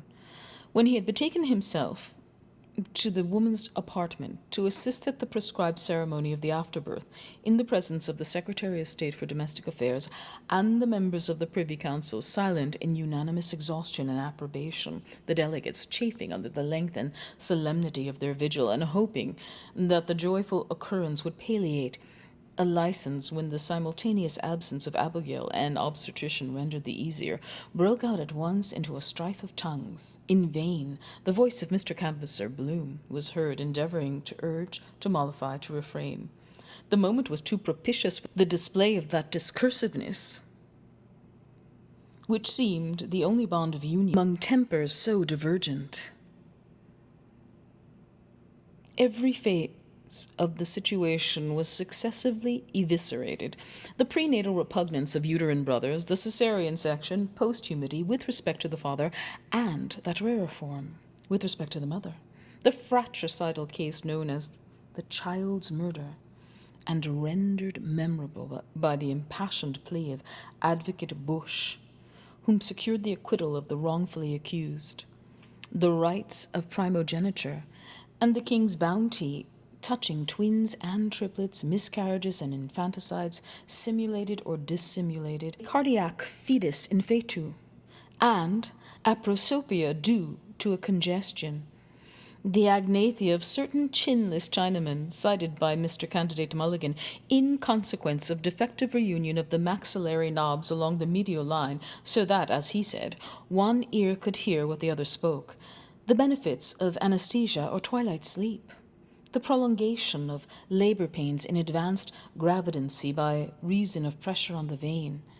the premature relentment of the amniotic fluid as exemplified in the actual case, with consequent peril of sepsis to the matrix, artificial insemination by means of syringes, involution of the womb consequent upon the menopause, the problem of the perpetration of the species in the case of females impregnated by delinquent rape, the distressing manner of delivery called by Brandenburger's Sturzgeburt, the recorded instances of multiseminal, twi-kindled and monstrous births conceived during the catametic period, or of consanguineous parents, in a word, all the cases of human nativity, which Aristotle has classified in his masterpiece with chromolithographic illustrations. The gravest problems of obstetrics and forensic medicine were examined with as much animation as the most popular beliefs on the state of pregnancy, such as the forbidding to a gravid woman to step over a country stile lest, by her movement, the navel cord should strangle her creature, and the injunction upon her in the event of a yearning ardently and ineffectually entertained to place her hand against that part of her person which long usage has consecrated as the seat of castigation. The abnormalities of hair lip, breast mole, supernumerary digits, Negro's inkle, strawberry mark, and port wine stain were alleged by one as a prima facie and natural hypothetical explanation of those swine-headed, the case of Madame Gris Stevens was not forgotten, or dog-haired infants occasionally born. The hypothesis of a plasmic memory, advanced by the Caledonian envoy and worthy of the metaphysical traditions of the land he stood for, envisaged in such cases an arrest of embryonic development at some stage antecedent to the human. An outlandish delegate sustained against both these views with such heat as almost carried conviction. The theory of copulation between women and the males of brutes, his authority being his own avouchment in support of fables such as that of the Minotaur, which the genius of the elegant Latin poet has handed down to us in the pages of his Metamorphoses. The impression made by his words was immediate but short-lived. It was effaced as easily as it had been evoked by an allocution from Mr. Candidate Mulligan, in that vein of pleasantry which none better than he knew how to effect. Postulating as the supremest object of desire a nice, clean old man. Contemporaneously, a heated argument having arisen between Mr. Delegate Madden and Mr. Candidate Lynch regarding the juridical and theological dilemma created in the event of one Siamese twin predeceasing the other. The difficulty by mutual consent was referred to Canvasser Bloom for instant submittal to coadjutor Deacon Daedalus, hitherto silent, whether the better to show by preternatural gravity that curious dignity of the garb with which he was invested, or in obedience to an inward voice, he delivered briefly, and, as some thought, perfunctorily, the ecclesiastical ordinance forbidding man to put asunder what God has joined. But Malachias' tale began to freeze them with horror. He conjured up the scene before them. The secret panel between the chimneys slid back, and in the recess appeared Haynes. Which of us did not feel his flesh creep? He had a portfolio full of Celtic literature in one hand, in the other a phial marked poison. Surprise, horror, loathing were depicted on all faces, while he eyed them with a ghostly grin.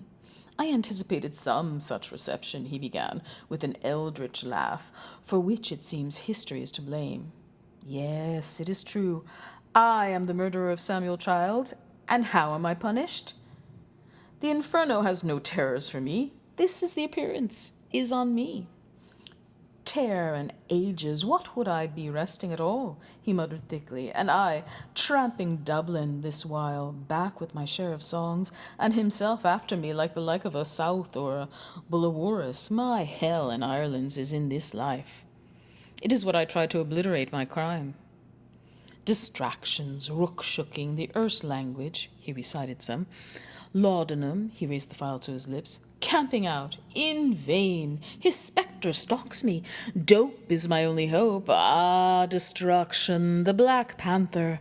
With a cry he suddenly vanished, and the panel slid back. An instant later his head appeared in the door opposite and said, "Meet me at Westland Row Station at 11:10. He was gone. Tears rushed from the eyes of the dissipated host. The seer raised his hand to heaven, murmuring, "The vendetta of Mannanon." The sage repeated, "Lex talionis." The sentimentalist is he who would enjoy without incurring the immense debtorship for a thing done. Malachias, overcome by emotion, ceased. The mystery was unveiled. Haynes was the third brother. His real name was Childs. The Black Panther was himself the ghost of his own father. He drank drugs to obliterate. For this relief, much thanks. The lonely house by the graveyard is uninhabited. No soul will live there. The spider pitches her web in the solitude. The nocturnal rat peers from his hole. A curse is on it. It is haunted. Murderer's ground.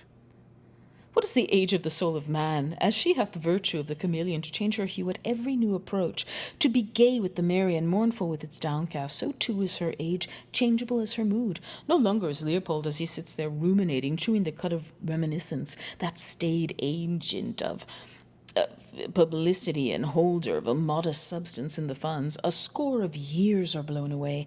He's young, Leopold. There, as in a retrospective arrangement, a mirror within a mirror. Hey, presto! He beholdeth himself. That young figure of then is seen, precociously manly, walking on a nipping morning from the old house in Clanbrezil Street to the high school, his book satchel on him bandolier-wise, and in it a goodly hunk of wheaten loaf, a mother's thought. Or, It is in the same figure, a year or so gone over, in his first hard hat. Ah, that was a day. Already on the road, a full-fledged traveler for the family firm, equipped with an order book, a scented handkerchief, not for show only, quiverful of compliant smiles for this or that one housewife reckoning it out on her fingertips, or for a budding virgin shyly acknowledging, but the heart, tell me, he's studied Basimons. The scent, the smile, but more than these, the dark eyes, an oleaginous dress brought home at duskful many a commission to the head of the firm, seated with Jacob's pipe, after like labours in the paternal ingle. A meal of noodles, you may be sure, is a heating.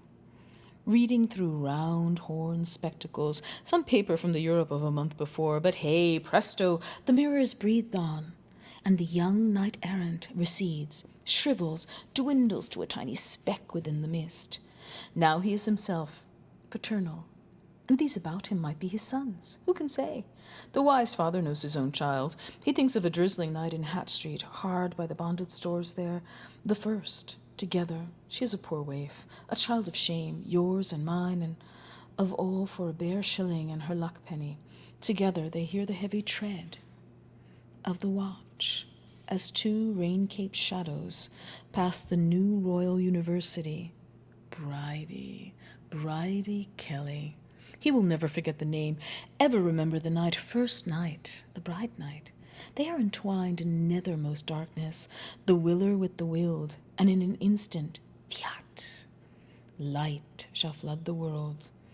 Did heart leap to heart? Nay, fair reader, in a breath 'twas done, but hold back, it must not be. In terror the poor girl flees away through the murk. She is the bride of darkness, a daughter of night. She dare not bear the golden sunny babe of the day. No, Leopold, name and memory solace thee not. That youthful illusion of thy strength was taken from thee, and in vain. No son of thy loins is by thee. There is none now to be for Leopold what Leopold was for Rudolph.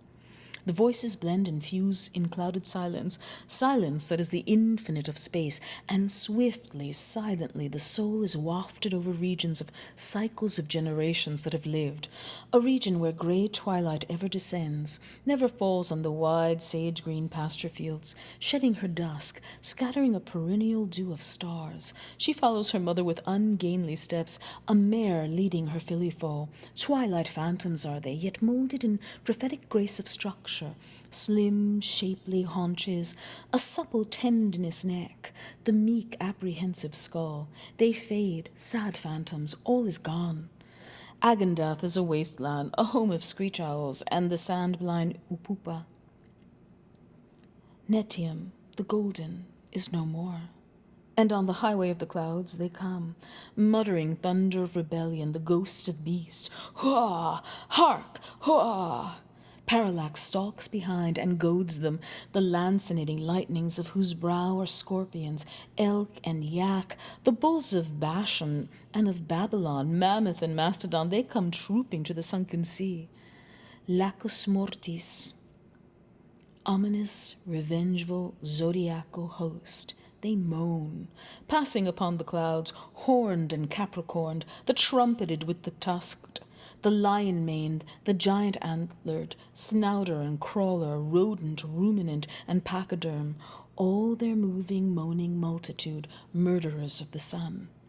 Onward to the Dead Sea they tramp to drink, unslaked, and with horrible gulpings, the salt, somnolent, inexhaustible flood, and the equine portent grows again.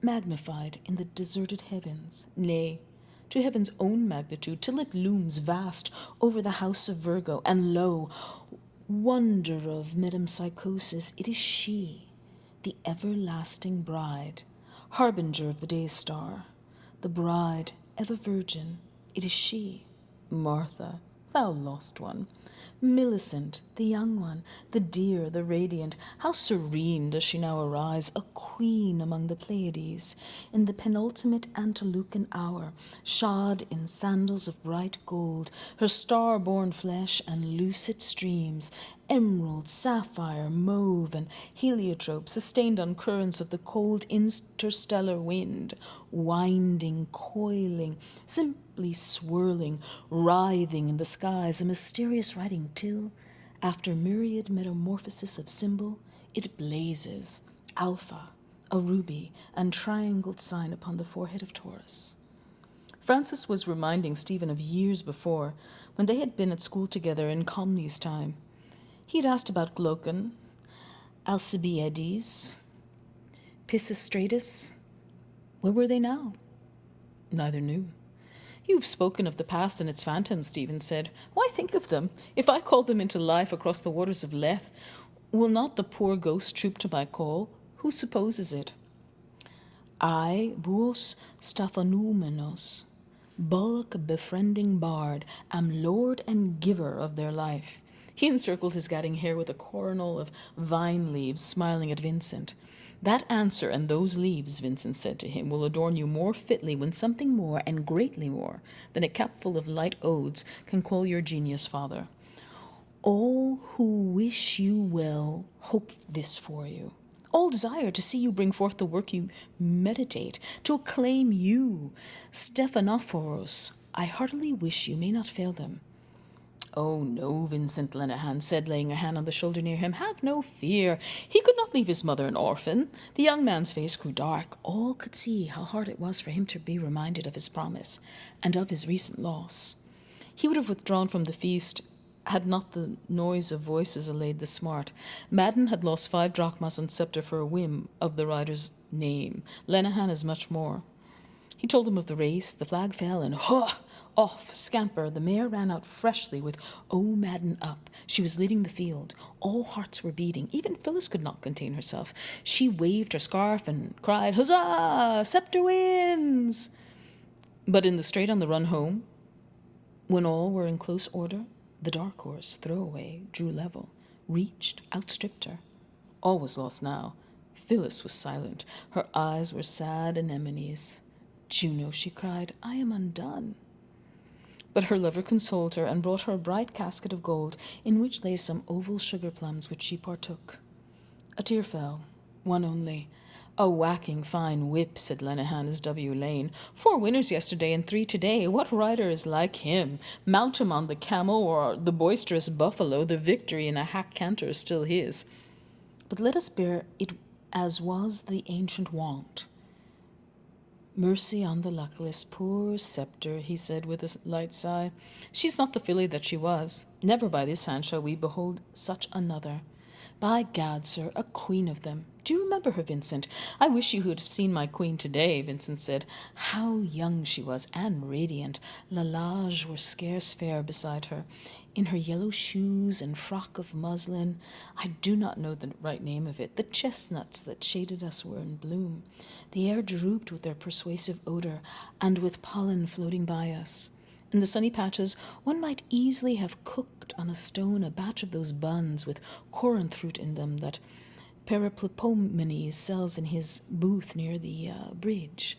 But she had naught for her teeth but the arm with which I held her, and in that she nibbled mischievously when I pressed too close. A week ago she lay still, 4 days on the couch, but today she was free, blithe, mocked at peril. She's more taking then. Her posies, too, mad romp that she is. She had pulled her fill as we reclined together, and in your ear, my friend, you will not think who met us as we left the field. Conmee himself.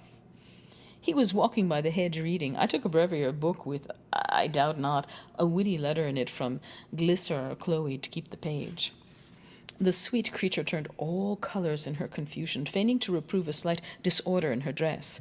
A slip of underwood clung there, for the very trees adore her. When Conley had passed, she glanced at her lovely echo in that little mirror she carries. But he had been kind. In going by, he had blessed us. The gods, too, are ever kind, Lenehan said. If I had poor luck with Base's mare, perhaps this draught of his may serve me more propensely. He was laying his hand upon a wine jar. Malachi saw it and withheld his act, pointing to the stranger and to the scarlet label. "Warily," Malachi whispered, "preserve a druid silence. His soul is far away. It is as painful, perhaps, to be awakened from a vision as to be born. Any object intensely regarded may be a gate of access to the incorruptible aeon of the gods. Do you not think it, Stephen? Theosophos told me so, Stephen answered, whom in a previous existence Egyptian priests initiated into the mysteries of karmic law. The lords of the moon, Theosophos told me. An orange fiery shipload from the planet Alpha of the lunar chain would not assume the etheric doubles, and these were therefore incarnated by the ruby-colored egos from the second constellation. However, as a matter of fact, though, the preposterous surmise about him being in some description of a doldrums or other, or mesmerized, which was entirely due to a misconception of the shallowest character, was not the case at all. The individual whose visual organs, while the above was going on, were at this juncture commencing to exhibit symptoms of animation, was as astute, if not astuter, than any man living, and anybody that conjectured the contrary would have found themselves pretty speedily in the wrong shop.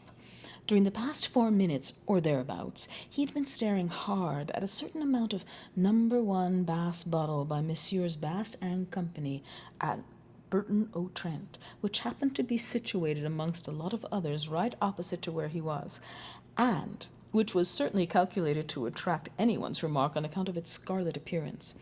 He was simply and solely, as is subsequently transpired, for reasons best known to himself, which put an altogether different complexion on the proceedings, after the moment before's observation about boyhood days in the turf, recollecting 2 or 3 private transactions of his own, which the other 2 were as mutually innocent of as the babe unborn.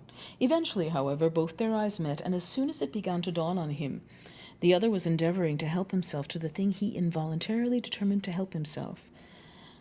So he accordingly took hold of the neck of the medium-sized glass recipient which contained the fluid sought after, and made a capacious hole in it by pouring a lot of it out with, also at the same time, however, a considerable degree of attentiveness in order not to upset any of the beer that was in it about the place.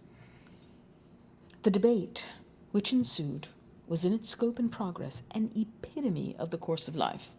Neither place nor counsel was lacking in dignity. The debaters were the keenest in the land. The theme they were engaged on, the loftiest and most vital. The high hall of Horn's house had never beheld an assembly so representative and so varied, nor had the old rafters of that establishment ever listened to a language so encyclopedic. A gallant scene in truth it made. Crothers was there at the foot of the table in his striking Highland garb, his face glowing from the briny airs of the Mull of Galloway.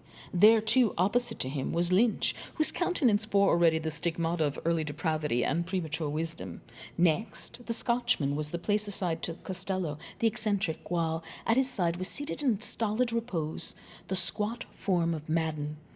The chair of the resident indeed stood vacant before the hearth, but on either flank of it the figure of Bannon, in explorer's kit of tweed shorts and salted cowhide brogues, contrasted sharply with the primrose elegance and town-bred manners of Malachi Rowland St. John Mulligan.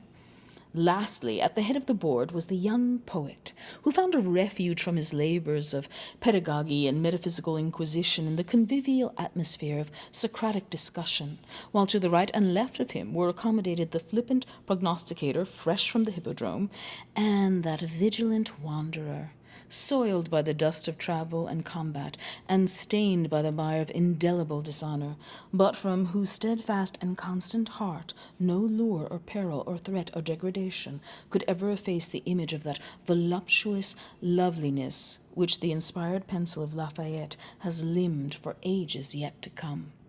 It had better be stated here and now, at the outset, that the perverted transcendentalism to which Mr. S. Daedalus's contentions would appear to prove him pretty badly addicted runs directly counter to accepted scientific methods. Science, it cannot be too often repeated, deals with tangible phenomena. The man of science, like the man in the street, has to face hard-headed facts that cannot be blinked and explain them as best he can. There may be, it is true, some question which science cannot answer at present, such as the first problem submitted by Mr. L. Bloom, regarding the future determination of sex. Must we accept the view of Empedocles of Trinacaria,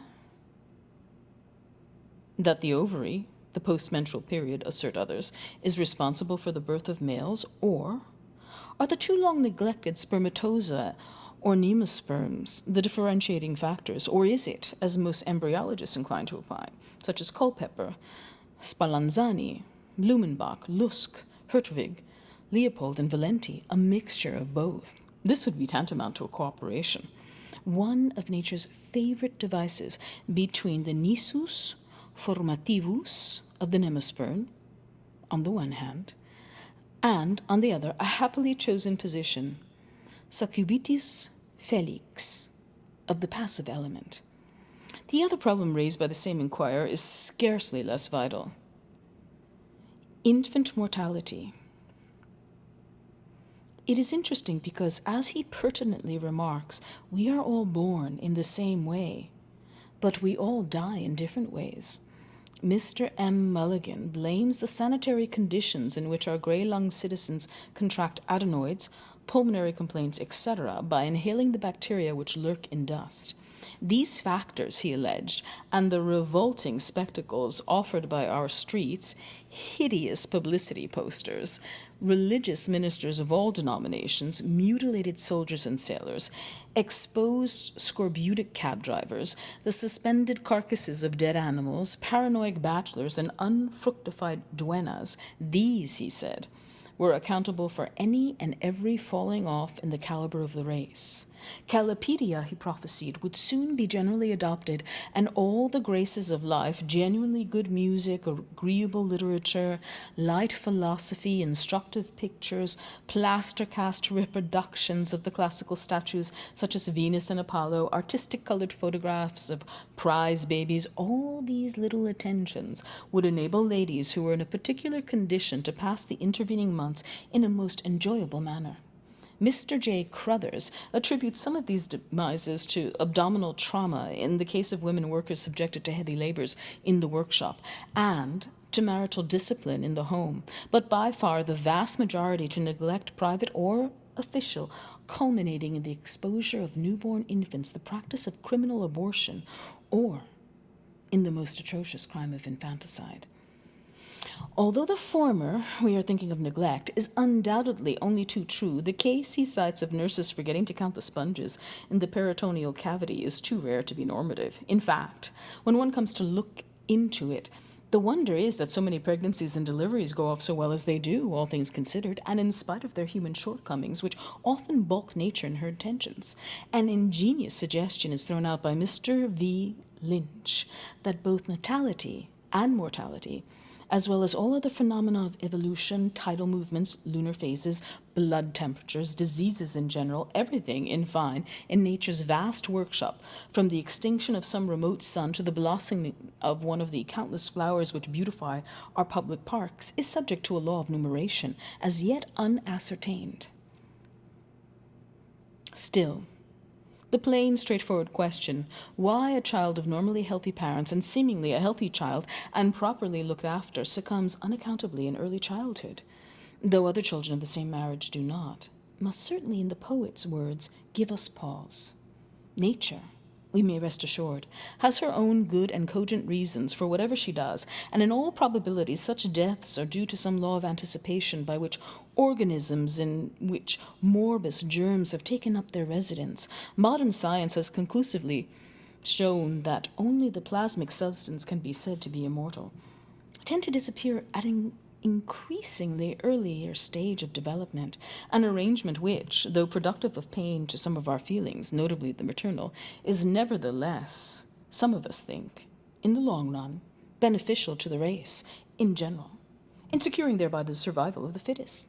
Mr. S. Dedalus' remark, or should it be called an interruption, that an omnivorous being which can masticate, deglute, digest, and apparently pass through the ordinary channel with pluter-perfect imperturbability such multifarious aliments as cancrenous females emaciated by parturition, corpulent professional gentlemen, not to speak of jaundiced politicians and chlorotic nuns, might possibly find gastric relief in an innocent collation of staggering bob, reveals us not else could, and in a very unsavory light, the tendency above alluded to.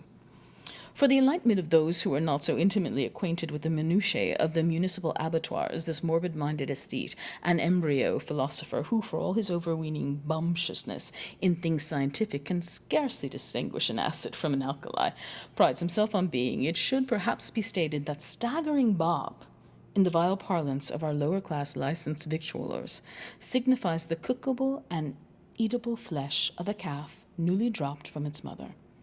In a recent public controversy with Mr. L. Bloom, which took place in the Commons Halls of the National Maternity Hospital, 29, 30, and 31 Hull Street, of which, as is well known, Dr. A. Horn, licensed in Midway, FKQCPI, is the able and popular master, he is reported by eyewitnesses as having stated that once a woman has let the cat into the bag, an aesthete's allusion, presumably, to one of the most complicated and marvelous of all nature's processes, the act of sexual congress, she must let it out again, or give it a life, as he phrased it, to save her own. At the risk of her own was the telling rejoinder of his interlocutor, none the less effective for the moderate and measured tone in which it was delivered. Meanwhile, the skill and patience of the physician had brought about a happy accouchement. It had been a weary, weary while for both patient and doctor. All that surgical skill could do was done, and the brave woman had manfully helped. She had fought the good fight, and now she was very, very happy. Those who have passed on, who have gone before, are happy too, as they gaze down and smile upon the touching scene, reverently look at her as she reclines there, with the mother-light in her eyes, that longing hunger for baby fingers. A pretty sight it is to see. In the first bloom of her new motherhood, breathing a silent prayer of thanksgiving to one of above, the universal husband, and, as her loving eyes beheld her babe, she wishes only one blessing more, to have her dear Doadi there, with her, to share her joy, to lay in his arms that mite of God's clay, the fruit of their lawful embraces. He is older now, you and I may whisper it, and a trifle stooped in the shoulders yet. The whirligig of years, a grave dignity has come to the conscientious second accountant of the Ulster Bank College Green branch. Oh, Doadi, loved one of old, faithful life-mate now, it may never be said again, that far-off time of the roses. With the old shake of her pretty head, she recalls those days. God, how beautiful now across the mist of years. But their children are grouped in her imagination about the bedside, hers and his, Charlie, Mary, Alice, Frederick, Albert, if he had lived, Mamie, Budgie, Victoria Francis, Tom, Violet, Constance, Louisa, darling little Bobsy, called after our famous hero of the South African War, Lord Bobs of Waterford and Kandahar, and now this last pledge of their union, a Purefoy if ever there was one, with the true Purefoy nose. Young, hopeful will be christened Mortimer Edward, after the influential third cousin of Mr. Purefoy in the Treasury Remembrancer's Office, Dublin Castle. And so, time wags on. But Father Cronion has dealt lightly here. No. Let no sigh break from the bosom, dear gentle Mina, and Dory. Not the ashes from your pipe, the seasoned briar you still fancy. The curfew rings for you. May it be the distant day. And doubt the light whereby you read in the sacred book, for the oil too has run low. And so, with a tranquil heart to bed, to rest. He knows and will call in his own good time. You too have fought the good fight and played loyally your man's part. Sir, to you, my hand. Well done, thou good and faithful servant. There are sins, or let us call them, as the world calls them, evil memories, which are hidden away by man in the darkest places of the heart. But they abide there and wait. He may suffer their memory to grow dim. Let them be as though they had not been, and all but persuade himself that they were not, or at least were otherwise. Yet a chance word will call them forth suddenly, and they will rise up to confront him in the most various circumstances, a vision or a dream, or while timbrel and harp soothe his senses, or amid the cool silver tranquillity of the evening, or at the feast at midnight, when he is now filled with wine. Not to insult over him will be the vision come as over that lies under her wrath, not for vengeance to cut him off from the living, but shrouded in the piteous vesture of the past, silent, remote, reproachful. The stranger still regarded on the face before him a slow recession of that false calm there, imposed as it seemed by habit, or some studied trick upon words so embittered as to accuse in their speaker an unhealthiness, a flair for the cruder things of life. A scene disengages itself in the observer's memory, evoked, it would seem, by a word of so natural a homeliness, as if memory evoked those days were really present there, as some thought with their immediate pleasures. A shapen space of lawn one soft May evening, the well-remembered grove of lilacs at Roundtown, purple and white, fragrant, slender spectators of the game, but with much real interest in the pellets as they run slowly forward over the sward, or collide and stop, one by its fellow, with a brief, alert shock. And yonder, about that grey urn, where the water moves at times in thoughtful irrigation, you saw another's fragrant sisterhood, Floey, Atty, Tiny, and their darker friend with I know not what of a resting in her pose then, Our Lady of the Cherries, a comely brace of them, pendant from an ear, bringing out the foreign warmth of the skin so daintily against the cool, ardent fruit. A lad of 4 or 5 in linsey-woolsey blossom time, but there will be cheer in the kindly hearth where ere long the bowls are gathered and hutched, is standing on the urn secured by that circle of girlish fond hands. He frowns a little, just as this young man does now, with a perhaps too conscious enjoyment of the danger, but needs glance at whiles towards where his mother watches from the piazzetta, giving upon flower clothes with a faint shadow of remoteness or of reproach. Allez, vergangliche, in her glad look. Mark this further and remember, the end comes suddenly. Enter that antechamber of birth where the studious are assembled, and note their faces. Nothing, as it seems, there of rash or violent, quietude of custody, rather, befitting their station in that house, the vigilant watch of shepherds and of angels about a crib in Bethlehem of Judah long ago. But as before the lightning and the serried storm clouds, heavy with preponderant excess of moisture, the swollen masses turgidly distended, compass earth and sky in one vast slumber. Impending above parched field and drowsy oxen and blighted growth of shrub and verdure, till, in an instant, a flash reaves their centres, and with the reverberation of the thunder, the cloudburst pours its torrent. So and not otherwise was the transformation, violent and instantaneous, upon the utterance of the word. Burks! Out flings my Lord Stephen, giving the cry, and a tag and a bobtail of them all, after Cockerel, Jack Snapes, Welsher, Pill Doctor, Punctual Bloom at heels, with a universal gabbing at headgear, ash plants, bilboes, Panama hats, and scabbards. Zermatt alpenstocks, and what not. A dadail of lusty youth, noble every student there. Nurse Callan, taken aback in the hallway, cannot stay them, nor smiling surgeon coming downstairs with news of placentation ended. A full pound of a milligram.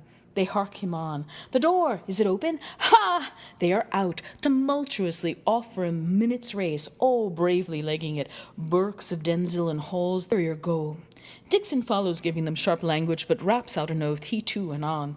Bloom stays with the nurse, a thought to send a kind word to happy mother and nursling up there. Doctor died and doctor quiet. Looks she, too, not other now? Ward of watching in Horn's house has told its tale, in that washed-out pallor. Then all being gone, a glance of motherhood helping, he whispers close in going, Madam, when comes the stork-bird for thee?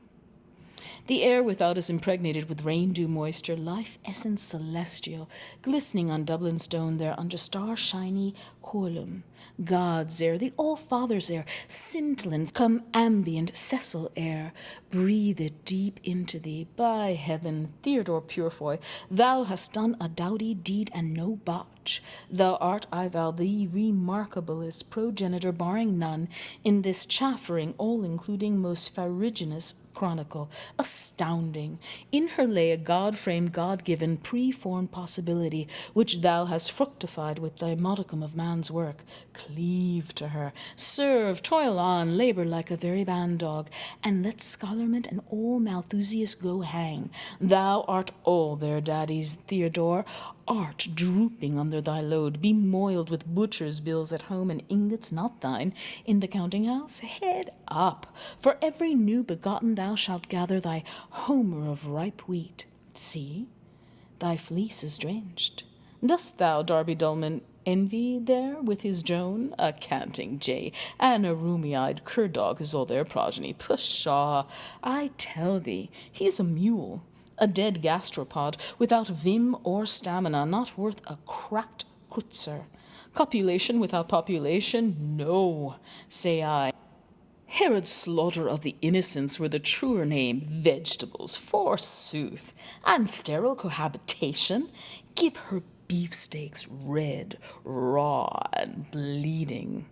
She is a hoary pandemonium of ills, enlarged glands, mumps, quinsy, bunions, hay fever, bed sores, ringworm, floating kidney, Derbyshire neck, warts, bilious attacks, gallstones, cold feet, varicose veins, a truce to threens and trentals, and Jeremies, and all such congenital defunctive music. 20 years of it? Regret them not. With thee it was not as with many that will, and would, and wait, and never do. Thou sawest thy America, thy life task, and didst charge to cover like the transpontine bison. How saith Zarathustra? Dein cub trubas melkest du, nun trinkst du thy sus milch des Uter. See, it explodes for thee in abundance. Drink, man, an udderful. Mother's milk, pure foy, the milk of human kin. Milk, too, of those burgeoning stars overhead, rutilant and thin rain vapour. Punch milk, such as those rioters will quaff in their guzzling den. Milk of madness, the honey milk of Canaan's land. Thy cow's dug was tough, what? Ay, but her milk is hot and sweet and fattening. No dollop this, but thick, rich, bonny clabber. To her, old patriarch, pap. Per diem partulam et pertundam nunc es bibidam. Oh, off for a Buster Armstrong, hollering down the street of Bonafides. Where you slept last night? Timothy of the battered noggin. Like old Billio, any brolies or gumboots in the family? Where the Henry Naval Sawbones, oh loco? Sorrow one o' me knows. Horror there, Dix! For a minister coming out of the maternity hospital. Bendecat vos omnipotens Deus Pater et Filius. A make, mister. The Denzil Lane boys. Hell blast ye! Scoot! Righto, Isaacs. Shove 'em out of the bleeding limelight. Yous join ooze, Scoot? Rightos, Isaacs. No intrusion in life. Lou, heap good man. Allez, ça me disbonche. Honte, mes enfants. Fire away, number one on the gun. Burks, Burks! Thence they advanced 5 parasangs, Slattery's mounted foot. Where's that bleeding off for? Parson Steve, Apostate's creed. No, no, Mulligan. Abaft there, shove ahead, keep a watch on the clock. Chucking out time, Mully. What's on you? Ma mère Marie. British Beatitudes. Retum platum digiti buam buam. Eyes have it, to be printed and bound at the Judrum press by 2 designing females, calf covers of piston green. Last word in art shades. Most beautiful book come out of Ireland my time. Silentium! Get a spurt on, Tentium. Proceed to nearest canteen, and there a next liquor stores. March! Tramp, tramp, tramp, tramp. The boys are attitudes, parching, beef, business, Bibles, bulldogs, battleships, buggery, and bishops. Whether on the scaffold high, beer, beef, trample the Bibles, When for Ireland dear, trample the tramplers, thunderation, keep the durned military step. We fall, bishops, boosebox, holt, heave to, rugger, scrum, no touch kicking. Wow, my tootsies, you heard? Most amazingly sorry. Query, who's astounding this here? Do. Proud possessor of damn all, declare misery, bet to the ropes. Minanti salty, not a red at me this week gone. Yours? Meat of our fathers for the Ubermensch. Ditto. 5 number 1s. You, sir. Ginger cordial. Chase me the cabbie's collar. Stimulate the caloric winding of his ticker. Stopped short never to go again when the old... Absinthe for me, savvy. Caramba! Have an eggnog or prairie oyster. Enemy? Avuncular's got my timepiece. 10-2. Obligated awful. Don't mention it. Get a pectoral trauma, eh, Dix? Post fact. Got bet be a boomly whenever he was sleepin' in his bit garden. Digs up near the mater, buckled he is. Know his Donna? Yep, sartin I do. Full of adore. See her in her dish, Billy. Peels off a credit, lovely lovekin. None of your lean kind, not much. Pull down the blind, love. 2 Artelon, same here, look slippery. If you don't fall, don't wait to get up. 5, 7, 9, fine. Got a prime pair of Mincipies, no kid. And her take me to rest, and her anchor of rum. Must be seen to be believed. Your starving eyes, and all be plastered neck. You stole my heart. Oh, gloopot. Sir? Spud again. The rheumatiz? Oh, poppycock, you'll excuse me saying so. For the hoi polloi. I veer thee best or girt of wool. Well, Doc, back for Lapland. Your corporosity sagaciating. Okay. How's the squaws and papooses? Woman body after going on the straw? Stand and deliver, password there's hair. Ours the white death and the ruddy birth. Hi, spit in your eye. Boss, mummer's wire, cribbed out of Meredith, jessified, orchid's eyes, polysemical Jesuit. Auntie mine's writing Pa Kinch. Baddy bad Stephen, lead astray, goody good Malachi. Hurroo! Collar the yellow young'un. Round we the nappy. Here, jockbraw. Highlantin man, barley brie. Lang may your lum reek and your kale pot boil. My tipple. Merci. Here's to us. How's that? Leg before wicket. Don't stain my brand new synonyms. Keeps a shake of pepper you there. Catch a halt, caraway seed to caraway. Twig, shrieks of silence. Every cove to his gentry mort. Venus Pandomus. Les petits femmes. Bold, bad girl from the town of Mulligan. Tell her I was axing at her.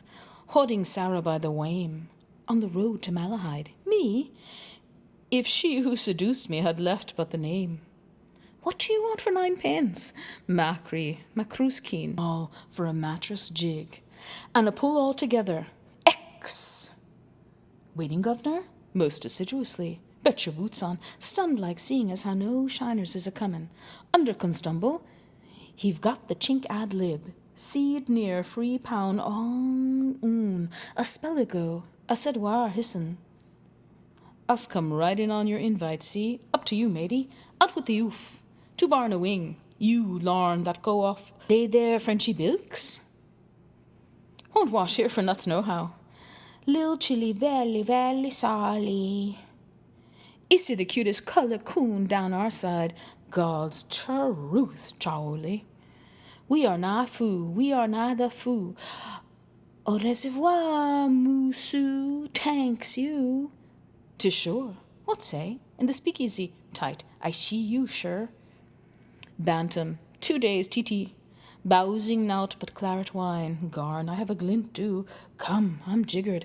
And been to barber he have, too full for words, with a railway below. How come you so? Opera he'd like. Rose of Castile, Rose of Cast. Police! Some H2O for a gent fainted. Look at Bantam's flowers, Gemini. He's going to holler. The Colleen Bawn. My Colleen Bawn. Oh, cheese it. Shut his blurry Dutch oven with a firm hand. Had the winner today, till I tipped him a dead cert. The rough and Clyde the nab of Stephen Hand, as give me the J.D. Copeline. He strike a telegram boy, paddock wire, big butts, bass, to the depot. Shove 'em a Joey and Grandma Highs. Mare on form, a hot order. Guinea to a goose-gog, telegram that, gospel true. Criminal diversion, I think that, yes, sure thing. Land 'em in the chokey, if the Harman Beck cop the game. Madden back maddens a maddening back. Oh, lust, our refuge and our strength. Decamping. Must you go?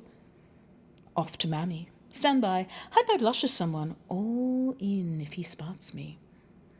Come a home, our bantam. Hurry var mung vio.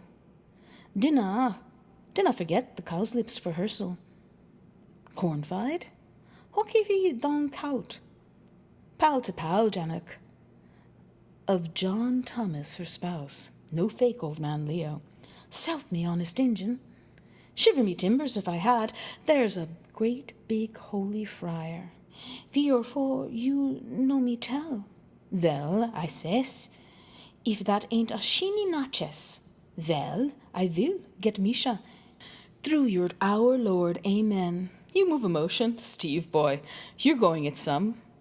More bluggy drunkables will immensely splendiferous stander permit one stooder of the most extreme poverty and one large-size grandacious thirst to terminate one inexpensive inaugurated libation. Gives a breather, landlord. Landlord, have you good wines, taboo? Hootsmon, a wee drap to pre.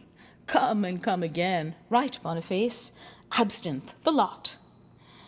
Nusum biberamus viridum toxicum, diabolus capiat posterioria nostria. Closing time, gents.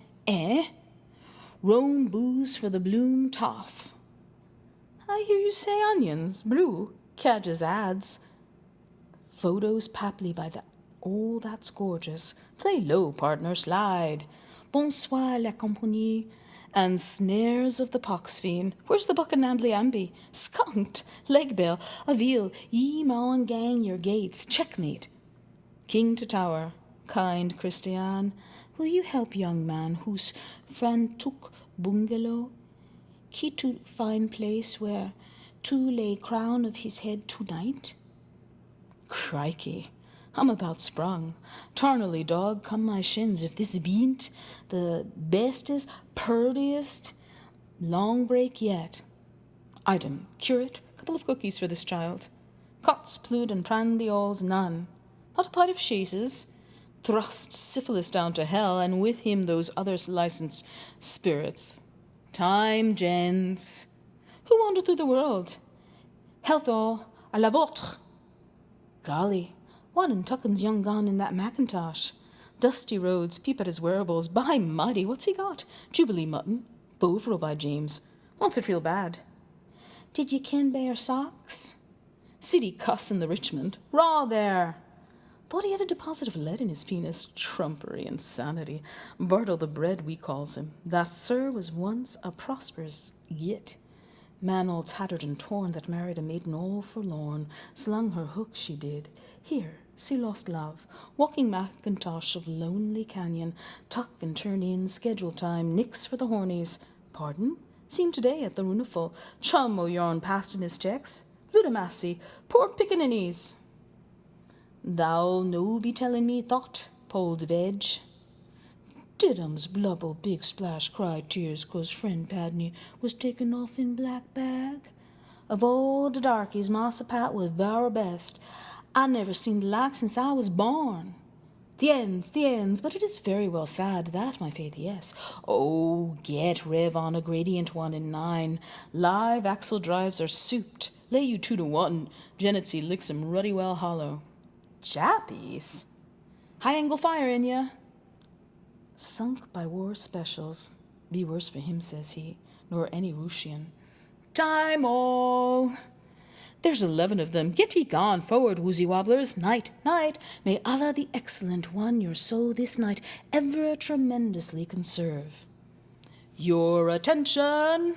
Shut your obstropolos. Flap, flap. Blaze on, there she goes. Brigade, bout ship, Mount Street way, cut up, flap, tally-ho. You not come? Run, Skelter. Race, flap. Lynch. Hey, sign on long on me. Denzel Lane this way. Change here for Body House. We too, she said, will seek the kips where Shady Mary is. Righto, any time. Lentenbuter in cubilibilus suis. You coming long? Whisper. Who the sooty hell's the Johnny in the black duds? Hush! Sinned against the light, and even now that day is at hand, when he shall come to judge the world by fire. Flap! Ut implerantur scripturae. Strike up a ballad.